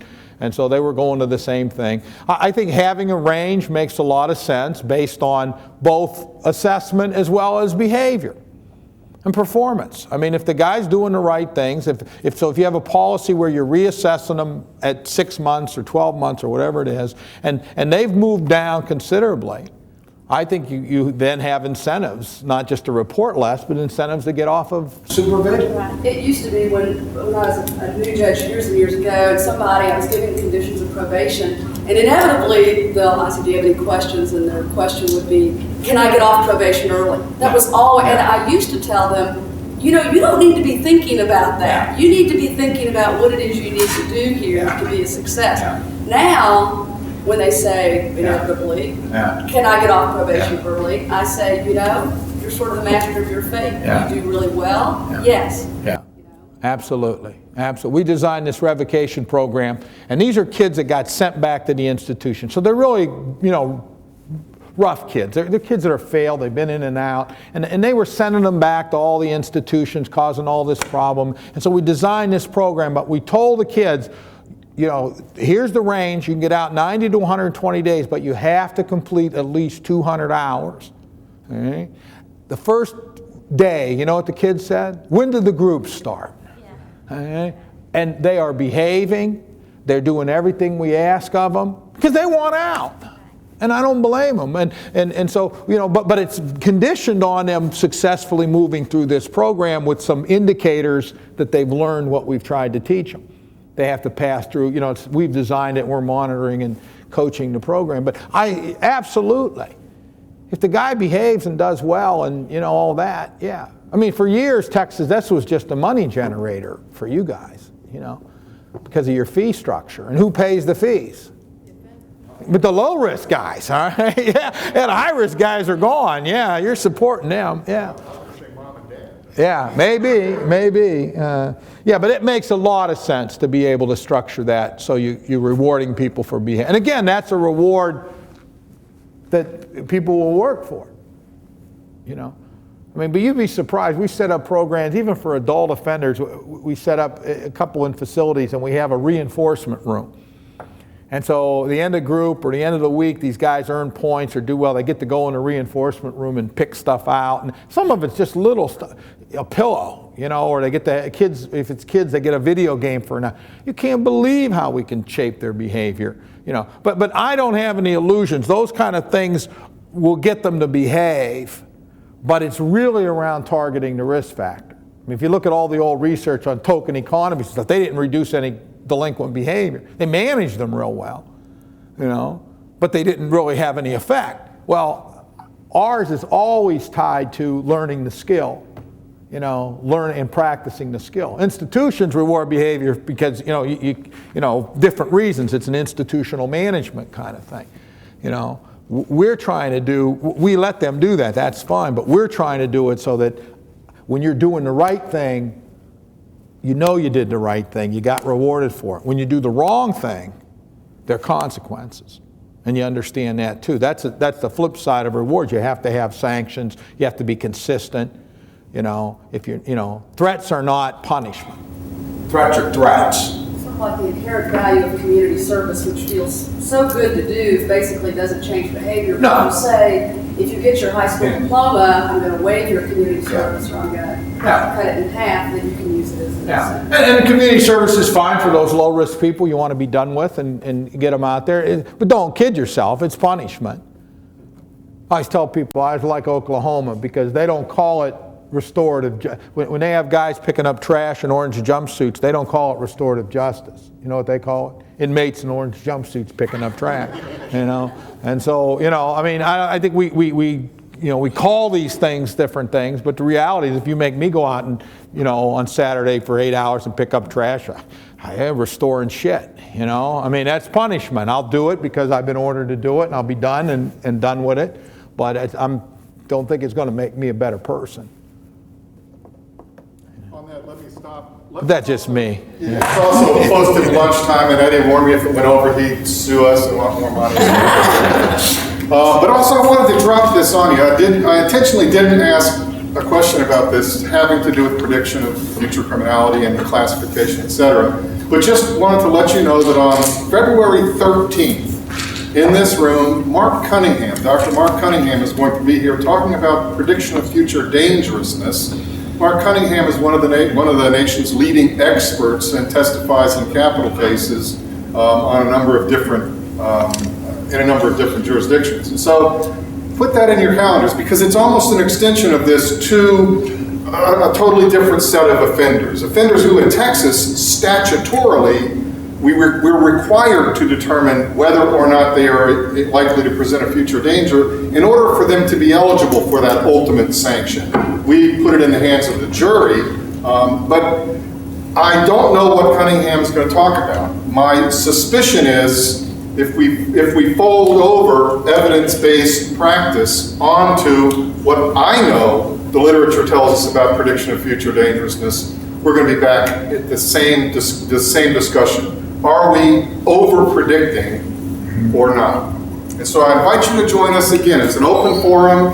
This is not being offered as part of the Beto Chair Lecture Series, but it's being sponsored by our Forensic Psychology program across campus and criminal justice. February 13th, I don't know the time. I'm time dyslexic, and so whatever I told you would be a lie anyway. But if you need to find out, you can contact us, and we'll let you know when it is going to happen. And you're all invited to come back up and learn about prediction of future dangerousness. Dr. Latessa, Ed, thank you very much. Thank you.